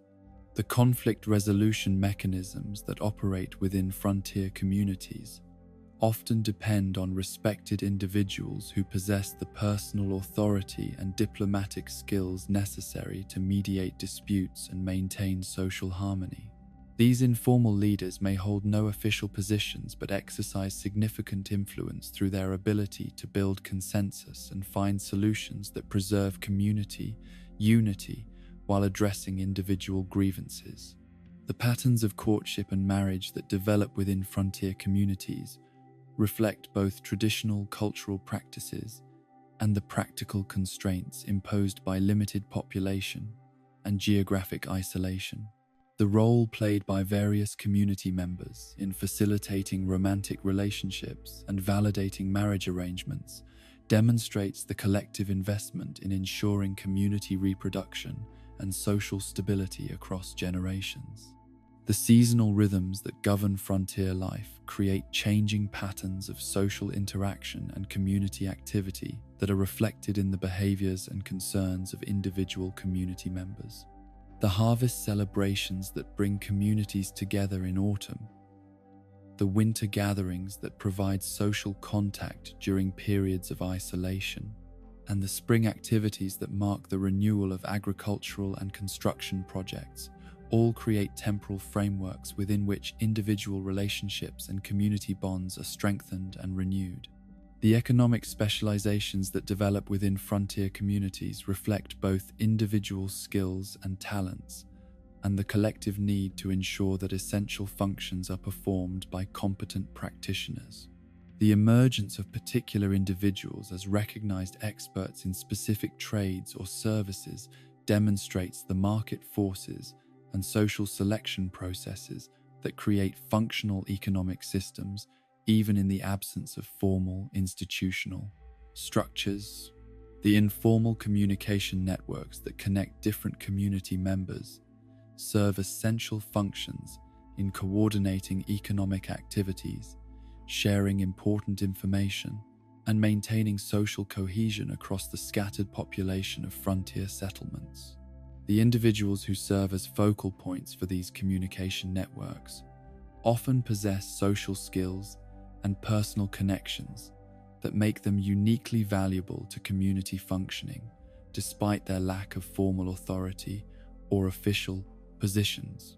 The adaptive strategies that individual community members develop in response to environmental challenges and changing economic conditions reveal the flexibility and resourcefulness that characterized successful frontier settlement. The farmer who diversifies crops in response to changing market conditions, the merchant who adjusts inventory based on seasonal demand patterns, and the craftsperson who develops new products to meet emerging community needs all demonstrate the innovative capacity that sustained frontier communities through periods of rapid change and uncertainty. In the quiet moments of community life, when the dramatic events of the main narrative recede into background, and players take time to observe the daily routines and personal interactions that define normal existence in these frontier settlements, they discover a world of remarkable depth and authenticity. These individual stories, told through subtle changes in dialogue, behavior patterns, and social relationships, create a sense of lived reality that transforms the game world from simple entertainment backdrop into a convincing portrait of human community under the unique conditions that defined the American frontier experience. Beneath the surface drama and visible narratives of Red Dead Redemption's frontier world operates an intricate network of hidden systems and mechanical processes that govern everything from the behavior of individual characters to the grand economic forces that shape entire regions. These invisible mechanisms, operating with computational precision behind the facade of natural frontier life, create the illusion of a living world that continues to function and evolve, even when no human observer is present to witness its operations. The artificial intelligence systems that drive non-player character behavior represent perhaps the most sophisticated attempt ever made to simulate the complex social and psychological factors that influence human decision-making in realistic environments. Each character in the game world operates according to multiple layers of programmed priorities, personal relationships, economic needs, and social obligations that create behavioral patterns so nuanced and contextually appropriate that they often seem indistinguishable from genuine human responses to changing circumstances. The scheduling systems that govern daily routines throughout frontier communities reflect careful observation of how actual human settlements organize their collective activities around natural cycles, economic necessities, and social traditions. The baker who begins work before dawn to have fresh bread available when the community awakens. The shopkeeper who adjusts opening hours based on seasonal patterns of customer activity, and the saloon keeper who extends operations during periods of increased social activity, all demonstrate programming sophistication that goes far beyond simple scripted behaviors. These scheduling systems interact with each other in complex ways that create emergent patterns of community activity, resembling the organic rhythms that characterize actual human settlements. The arrival of traveling merchants triggers increased activity at the general store, which in turn attracts customers who may also visit the saloon or other businesses, creating cascading effects that ripple through the entire local economy in ways that seem entirely natural despite their artificial origins. The economic simulation systems that operate throughout the game world demonstrate an understanding of frontier commerce that encompasses not only immediate transactions but also the complex supply chains, credit relationships, and market forces that sustained frontier communities despite their isolation from larger commercial centers. Prices for goods and services fluctuate based on supply and demand factors, seasonal availability, transportation costs, and regional economic conditions in ways that reflect genuine economic principles rather than arbitrary game mechanics. The inventory management systems that govern merchant establishments show remarkable sophistication in their simulation of realistic business operations. Shopkeepers adjust their stock levels based on seasonal demand patterns, customer purchasing history, and regional economic conditions, creating shopping experiences that vary significantly depending on timing, location, and previous player interactions with local commerce networks. The credit and banking systems that operate within frontier communities reflect the informal financial relationships that characterized actual frontier commerce, where personal reputation and social connections often mattered more than formal, collateral, or institutional backing. Players who establish positive relationships with merchants through consistent patronage and reliable payment practices gain access to better prices, exclusive items, and credit arrangements that reflect the trust-based nature of frontier economic relationships. The transportation and logistics systems that connect different regions of the game world operate according to realistic constraints imposed by geography, weather conditions, and infrastructure limitations.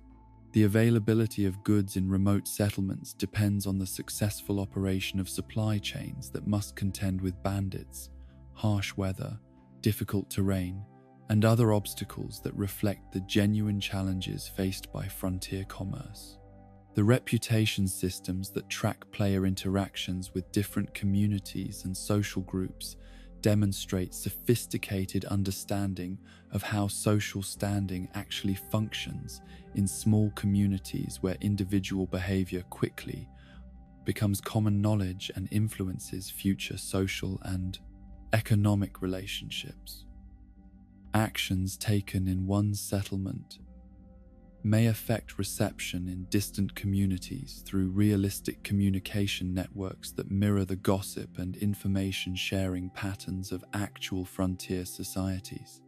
The law enforcement systems that govern different regions reflect the varied and often inconsistent nature of legal authority that characterized the actual American frontier, where formal law enforcement was often weak or absent, and community standards varied significantly based on local circumstances and social composition.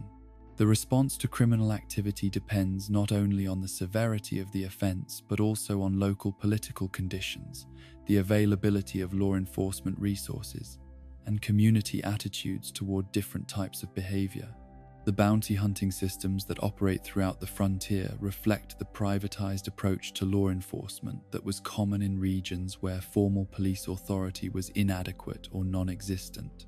The economic incentives that drive bounty hunting activities create dynamic relationships between criminals, law enforcement officials, and entrepreneurial individuals willing to assume the risks associated with apprehending dangerous fugitives.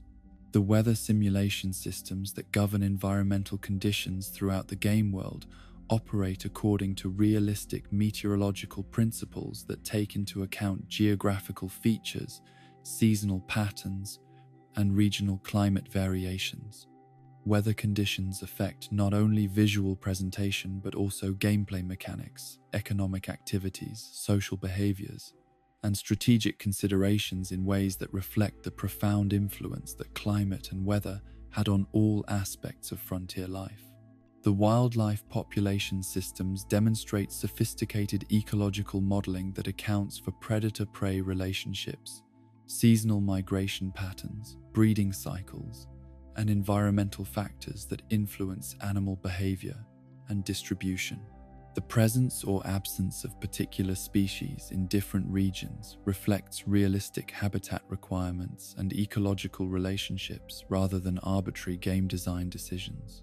The hunting and gathering systems that govern interaction with wildlife resources operate according to principles that reflect both the ecological realities of frontier environments and the cultural practices of different human populations who depended on natural resources for survival.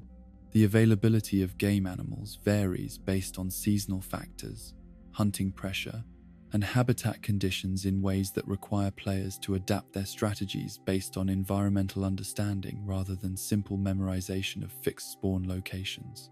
The agricultural systems that support frontier settlements reflect realistic understanding of the challenges and opportunities associated with farming in different geographical regions and climatic conditions. Crop yields depend on soil quality, weather patterns, pest populations, and farming practices in ways that mirror the genuine agricultural challenges faced by frontier farmers attempting to establish sustainable food production in unfamiliar environments. The mining and resource extraction systems demonstrate understanding of the geological and economic factors that drove much of frontier development, where the discovery of valuable mineral deposits could transform entire regions virtually overnight. The availability and accessibility of different resources depends on realistic geological conditions, technological limitations, and economic factors that influenced actual frontier mining operations. The crafting and manufacturing systems that allow players to create goods and equipment reflect the self-reliance and resourcefulness that characterized frontier life, where communities often had to produce locally what could not be obtained through trade or transportation from distant manufacturing centers. The availability of raw materials and the success of manufacturing efforts depend on realistic factors including skill levels, tool quality, and resource availability. The disease and health systems that influence character well-being demonstrate understanding of the medical challenges that characterized frontier life, where professional medical care was often unavailable and communities had to rely on traditional remedies, folk medicine, and mutual support to address health problems. The spread of disease through communities follows realistic patterns based on population density, sanitation conditions, and the availability of medical knowledge and supplies. The social relationship systems that track interactions between different characters and communities create complex networks of alliance, rivalry, friendship, and enmity that evolve based on player actions and the ongoing interactions between non-player characters. These relationship networks influence everything from commerce opportunities to quest availability to combat situations in ways that reflect the importance of social connections in frontier society. The communication systems that govern information flow between different regions and communities simulate the challenges of maintaining contact across vast distances with limited transportation and communication infrastructure. News of important events spreads through realistic channels and at believable speeds, creating information asymmetries and communication delays that reflect the genuine isolation experienced by many frontier communities.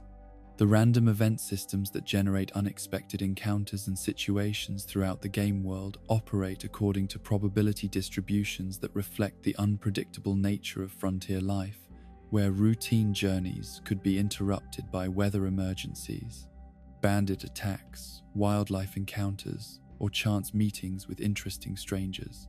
These random events contribute to the sense of living in an unpredictable world where preparation and adaptability are essential survival skills. The aging and mortality systems that govern character development over time reflect the harsh realities of frontier life, where life expectancy was significantly lower than in more civilized regions, and individuals had to accomplish their goals within the constraints imposed by limited time and uncertain survival prospects. The passage of time affects character abilities, relationships, and opportunities in ways that add weight and urgency to decision-making processes. The memory and learning systems that allow non-player characters to adapt their behavior based on previous experiences create the impression of dealing with genuinely intelligent entities rather than simple automata following predetermined scripts. Characters remember past interactions, learn from experience, and modify their behavior in response to changing circumstances in ways that contribute to the illusion of genuine personality and intelligence. The faction and political systems that govern relationships between different groups and organizations throughout the frontier reflect the complex political landscape that characterized actual frontier regions, where formal government authority was often weak and competing interests struggled for influence and control over resources and territory. Player actions can influence the balance of power between different factions in ways that have lasting consequences for regional political stability and economic development. In the seamless integration of these countless mechanical systems, each operating according to its own internal logic while interacting with all the others in complex and often unpredictable ways, lies perhaps the greatest technical and artistic achievement of Red Dead Redemption's digital frontier.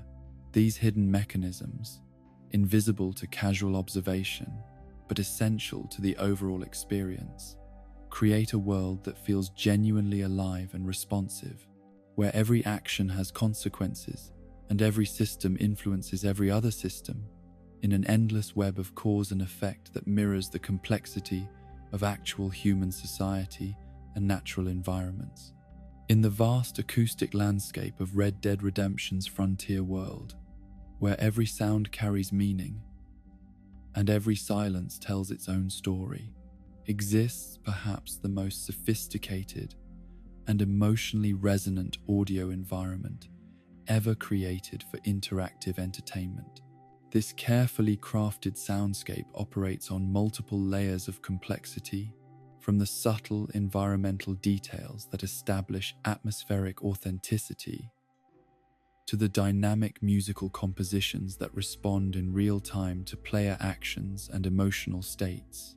The ambient soundscapes that define different regions of the game world demonstrate an understanding of how natural environments actually sound, not merely in terms of individual audio elements, but in the complex ways that various sounds interact to create distinctive acoustic signatures for different geographical and ecological zones. The gentle murmur of wind through prairie grass creates a vastly different emotional atmosphere than the harsh whistle of the same wind through rocky canyon walls, while the distant call of a hawk carries different implications depending on whether it echoes across open plains or reverberates through dense forest. These environmental audio details extend far beyond simple atmospheric decoration to serve genuine narrative and gameplay functions. The careful listener can identify approaching weather changes through shifts in wind patterns and the behavior of wildlife, while the acoustic properties of different landscapes provide crucial information about visibility, cover options, and potential tactical advantages or disadvantages in various situations. The seasonal variations in ambient sound create temporal rhythms that connect players to the natural cycles that governed all aspects of frontier life. Spring sounds different from winter not only in terms of temperature-related audio cues like ice formation or wind intensity, but also through the presence or absence of various wildlife species, the acoustic properties of different vegetation states, and the subtle changes in how sound travels through air of different density and humidity levels. The musical score that accompanies exploration and action throughout the game world represents a masterpiece of adaptive composition, where traditional musical structures and instrumentation blend seamlessly with dynamic systems that modify tempo, key, instrumentation, and emotional intensity based on player actions, location characteristics, and narrative context. This approach creates musical experiences that feel both carefully composed and spontaneously generated, as if the landscape itself were producing melodies that respond to human presence and activity. The instrumentation choices reflect deep research into the musical traditions that actually existed in frontier communities, incorporating everything from formal classical traditions brought from European cultural centers to folk music traditions, maintained by various immigrant populations, to indigenous musical practices that predated European settlement. The harmonica, fiddle, guitar, and piano that appear throughout the musical score were genuinely common instruments in frontier communities, chosen for their portability, durability, and versatility, rather than simply for their stereotypical associations with Western entertainment. The integration of vocal music into the environmental audio creates some of the most emotionally powerful moments in the entire game experience. Characters who sing while working, traveling, or relaxing around campfires demonstrate the important role that music played in maintaining morale and social cohesion in frontier communities where entertainment options were limited and social isolation was a constant threat to psychological well-being. The variations in singing quality and repertoire among different characters reflect realistic differences in musical education, cultural background, and personal taste that would have characterized actual frontier populations. Some characters demonstrate formal musical training through their precise pitch and sophisticated harmonic understanding, while others exhibit the rough-hewn but emotionally authentic vocal styles that characterized folk music traditions maintained by oral transmission rather than formal education. The call and response patterns that emerge during group singing sessions recreate the social functions that music served in frontier communities, where communal singing provided opportunities for social bonding, emotional expression, and cultural transmission that were essential to community health and continuity.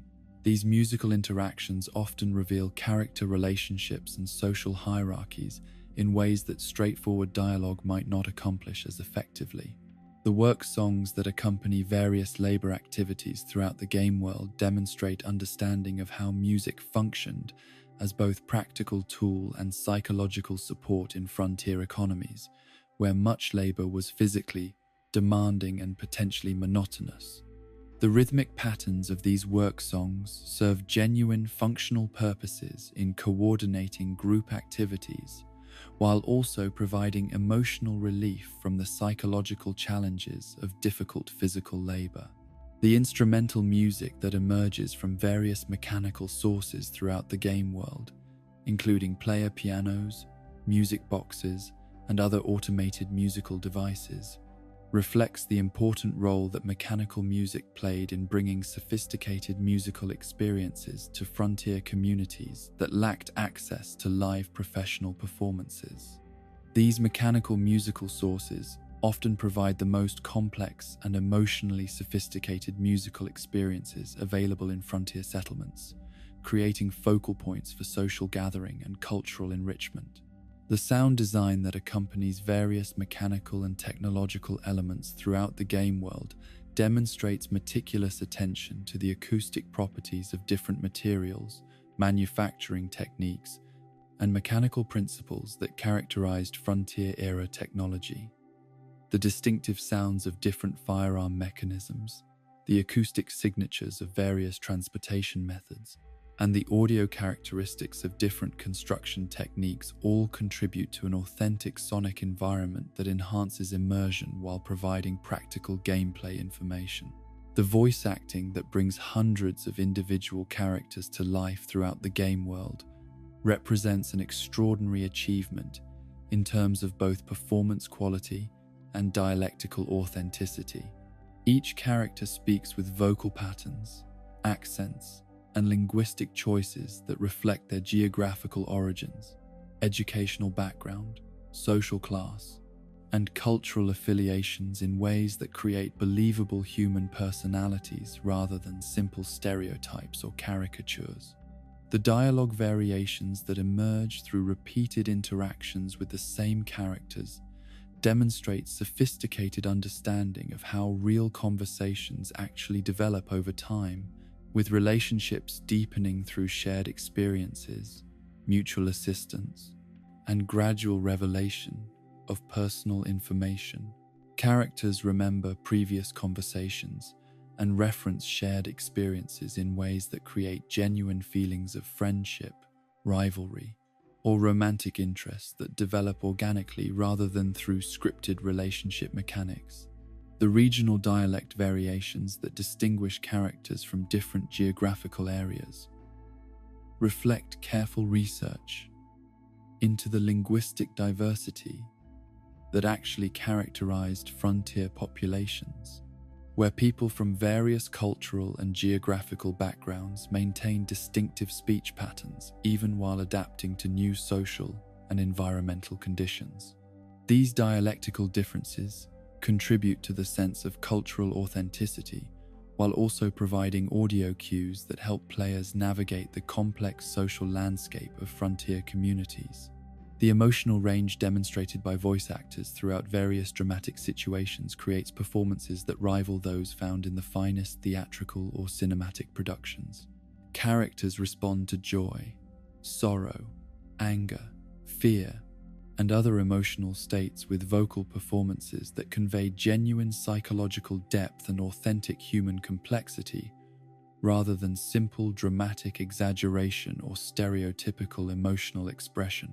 The integration of period-appropriate profanity, slang, and idiomatic expressions into character dialogue reflects understanding of how language actually functioned in frontier communities, where direct communication and colorful expression were often valued more highly than formal politeness or refined vocabulary. These linguistic choices contribute to authentic character development, while also acknowledging the harsh realities and social freedoms that characterized frontier life. The sound effects that accompany various environmental interactions create a tactile quality to the game experience that enhances the sense of physical presence within the virtual world. The subtle differences in footstep sounds across different terrain types, the varied acoustic properties of different building materials and architectural styles, and the distinctive audio signatures of different weather conditions all contribute to a convincing sense of physical reality that operates primarily through subconscious audio cues. The wildlife vocalizations that populate various natural environments demonstrate extensive research into the actual sounds produced by different animal species, their seasonal and daily activity patterns, their territorial and social behaviors, and their responses to human presence and environmental changes. These animal sounds serve both atmospheric and practical functions, providing audio cues about potential hunting opportunities, environmental dangers, and ecological conditions that affect gameplay strategies. The acoustic modeling that governs how sound travels and reflects in different environments creates realistic audio experiences that enhance both immersion and tactical gameplay.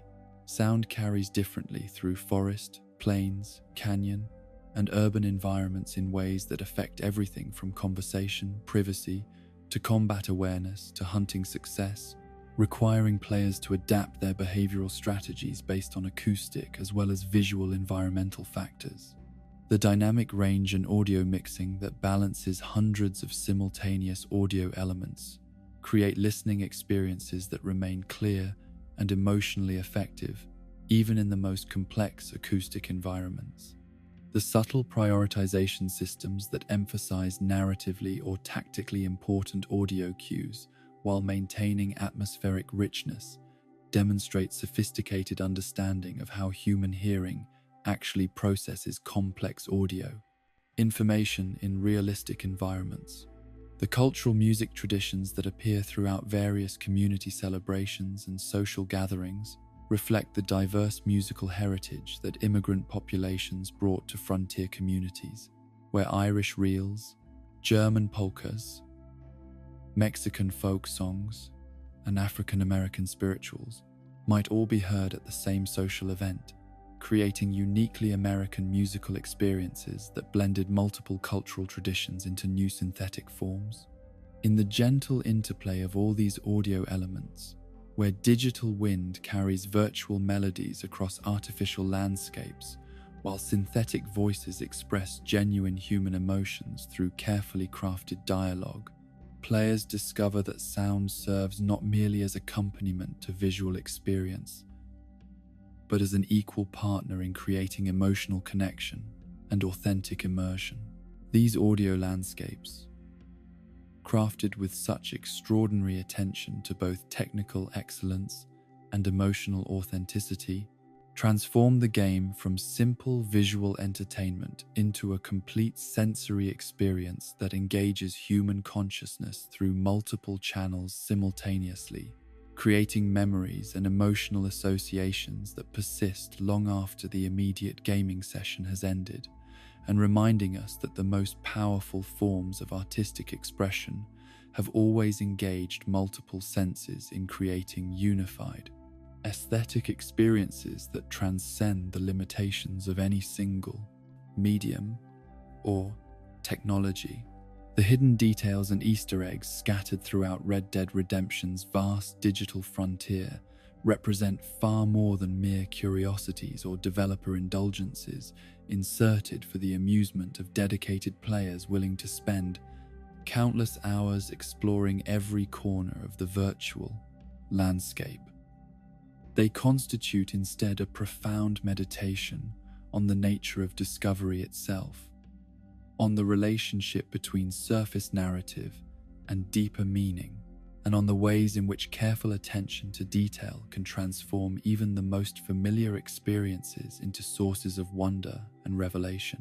The philosophy that underlies the inclusion of so much hidden content in the game reflects a fundamental understanding of how human beings actually engage with complex environments and narratives. We are creatures driven by curiosity, drawn to investigate anomalies and pursue mysteries, even when such investigations serve no immediate practical purpose. The developers recognized this aspect of human nature and created a world that rewards curiosity with genuine discoveries, that validates the impulse to look beyond the obvious and search for deeper layers of meaning and connection.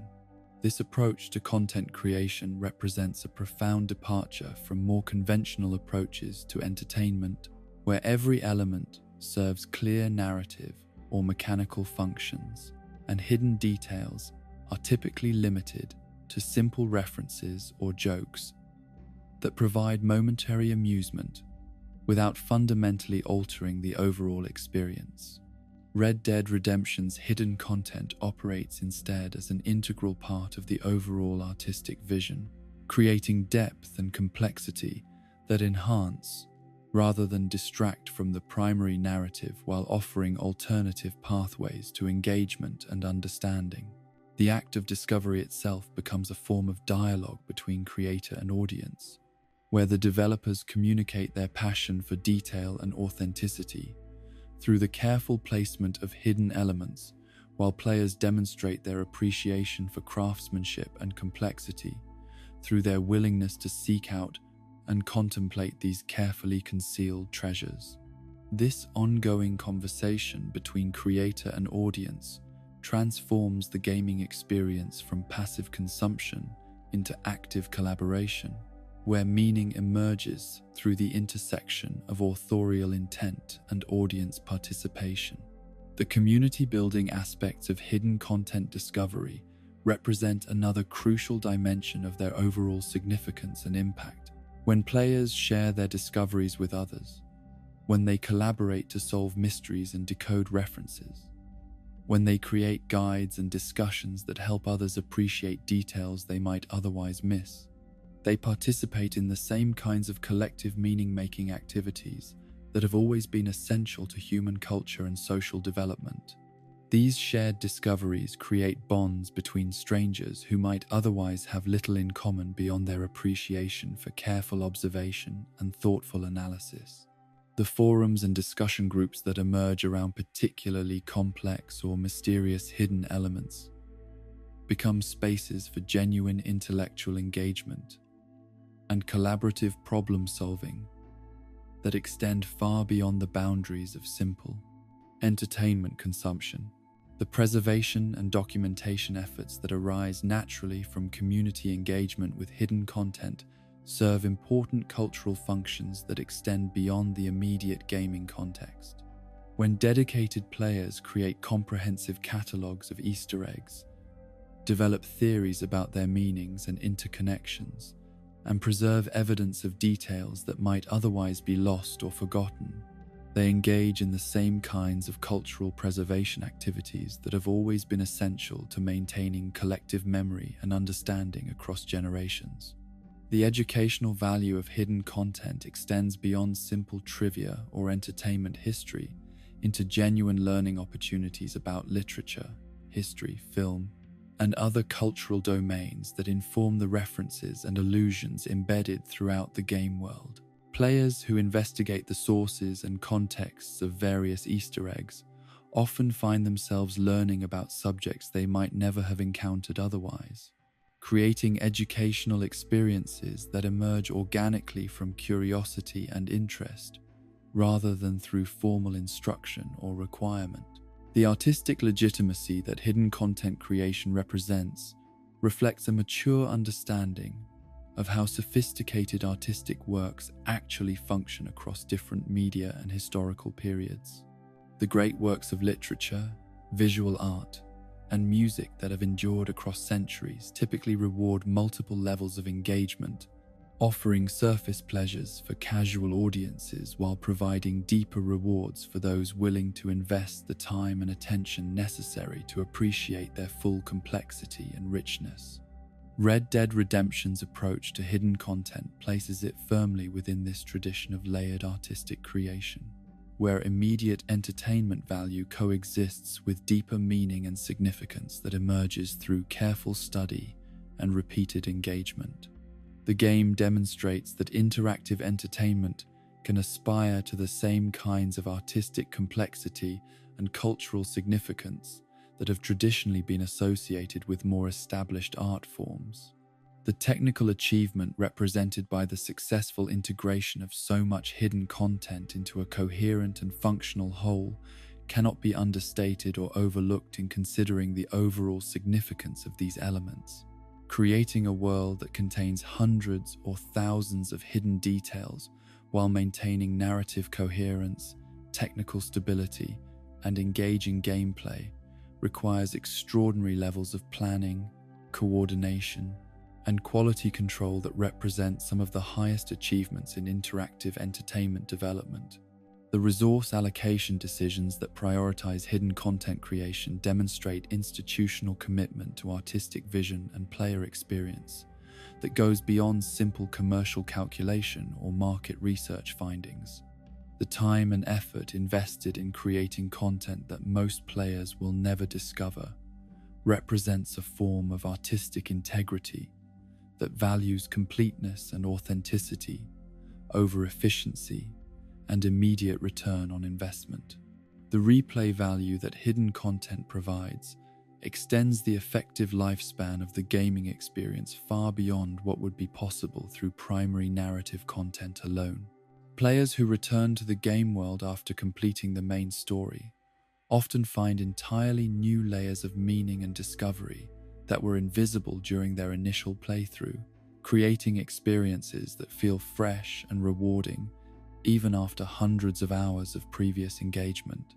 This extended engagement model reflects understanding of how people actually develop relationships with artistic works they value highly.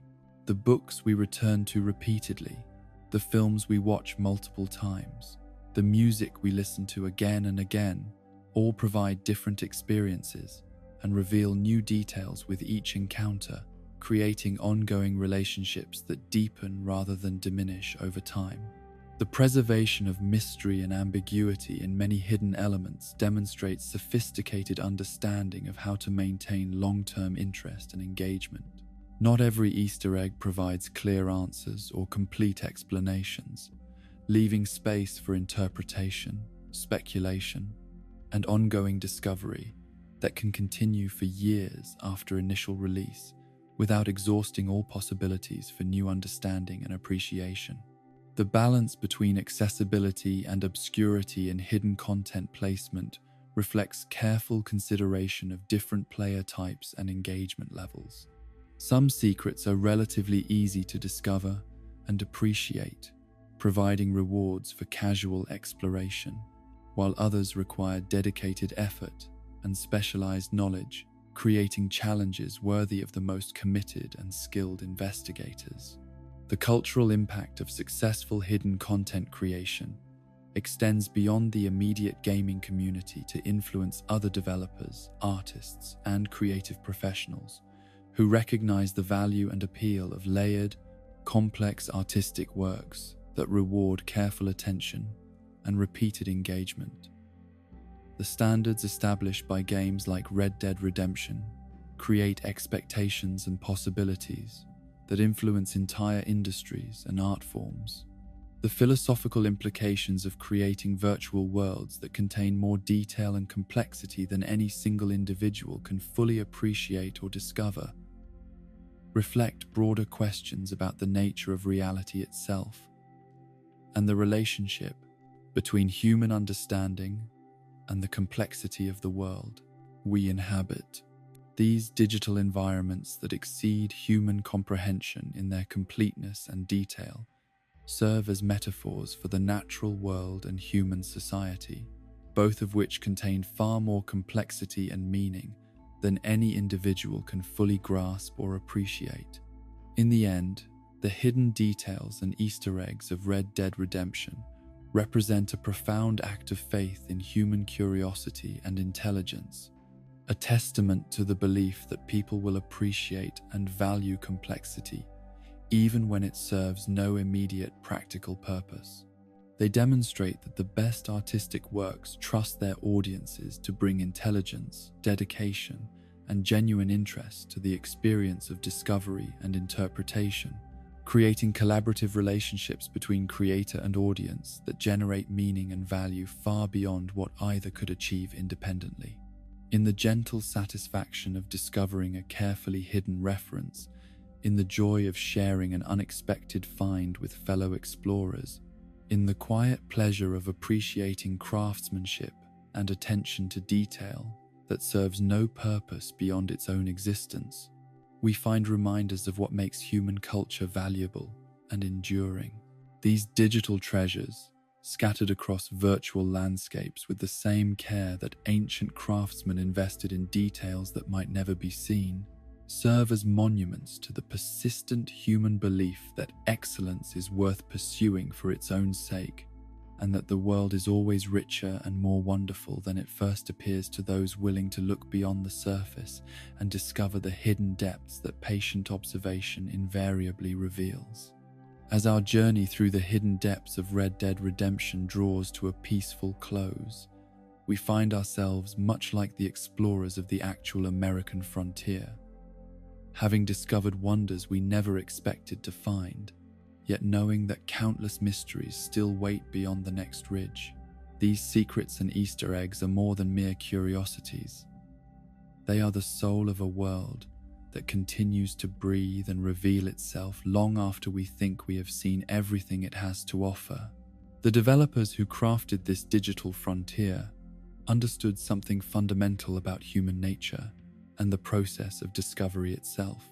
They recognized that the most profound experiences often emerge not from what is immediately obvious, but from what must be sought with patience, dedication, and genuine curiosity. In creating a world where careful observation is rewarded with hidden treasures, where persistent exploration reveals layers of meaning invisible to casual glance, they honored the same impulse that drove actual frontier explorers to venture into unknown territories despite uncertainty and hardship. The hidden references scattered throughout this virtual landscape serve as bridges connecting the specific world of the game to the broader universe of human culture and artistic expression. When players discover allusions to classic literature, recognize quotations from beloved films, or uncover homages to musical traditions. They participate in the ongoing conversation between past and present that defines all meaningful cultural work. These connections transform what might have been simple entertainment into genuine cultural dialogue, where the fictional and the real intermingle in ways that enrich both. The meticulous attention to detail that characterizes every aspect of the game world reflects a level of craftsmanship that transcends commercial considerations to enter the realm of artistic devotion.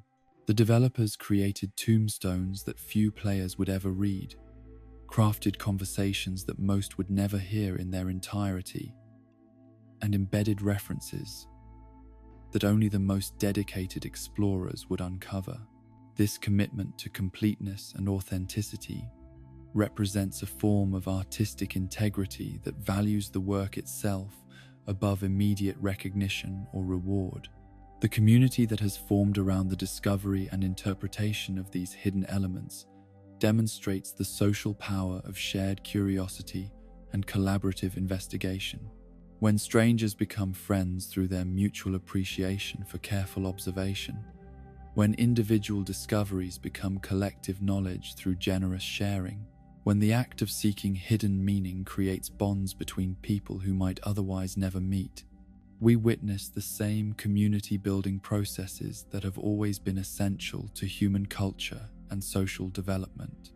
The philosophical implications of creating virtual worlds that contain more depth and complexity than any single person can fully comprehend extend beyond gaming into broader questions about the nature of reality and human understanding.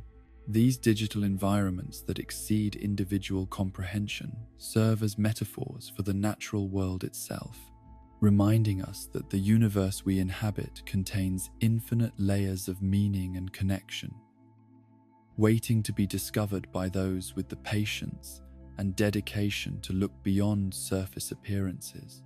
The educational value that emerges naturally from investigating these hidden elements transforms entertainment into genuine learning experience, where curiosity about game references leads to exploration of literature, history, philosophy, and other domains of human knowledge. Players who begin by seeking Easter eggs often find themselves discovering new interests and expanding their understanding of the cultural traditions that inform contemporary artistic expression. The preservation of mystery and ambiguity in many hidden elements reflects sophisticated understanding of how to maintain long-term engagement and interest. Not every secret provides complete answers or final explanations, leaving space for interpretation, speculation, and ongoing discovery that can continue for years without exhausting all possibilities for new understanding and appreciation. This approach honors the complexity of human experience and the reality that the most meaningful questions often resist simple resolution. The technical achievement represented by the successful integration of countless hidden details into a coherent and functional whole demonstrates the highest levels of craftsmanship and artistic vision. Creating worlds that operate seamlessly on multiple levels simultaneously, where surface narrative and hidden meaning coexist without conflict or contradiction, requires extraordinary planning, coordination, and creative discipline that represents the finest achievements in interactive entertainment development. In the quiet moments between sleep and waking, let yourself imagine the countless details still waiting to be discovered, the stories still unfolding in digital saloons and pixelated prairies, the connections still waiting to be made between seemingly unrelated elements scattered across vast virtual landscapes. The frontier of discovery never truly ends. It simply waits patiently for the next curious soul willing to look beyond the obvious and find the extraordinary hidden within the ordinary. The legacy of these hidden treasures extends far beyond their immediate entertainment value to influence how we understand the possibilities of interactive media and digital storytelling. They demonstrate that virtual worlds can aspire to the same complexity and cultural significance traditionally associated with the greatest works of literature, art, and music, creating experiences that reward multiple levels of engagement and offer different discoveries to each individual who approaches them with genuine interest and careful attention. Rest now, knowing that tomorrow's exploration might reveal secrets that have waited years for the right eyes to find them. Connections that have remained hidden until the perfect moment for their discovery. Meanings that emerge only when approached with the proper combination of knowledge, intuition, and patient observation. The West was won not through conquest alone, but through the patient work of those who took time to truly see the landscape they inhabited, to understand its rhythms and respect its mysteries, to find in its vast expanses both challenge and comfort, both adventure and peace. In dreams of endless prairies where digital wind carries the echoes of countless stories, where every stone and tree and abandoned building holds secrets waiting to be discovered by those with eyes to see and hearts open to wonder, may you find the same sense of infinite possibility that drew the original frontier explorers westward toward horizons that always promised something new just beyond the next ridge.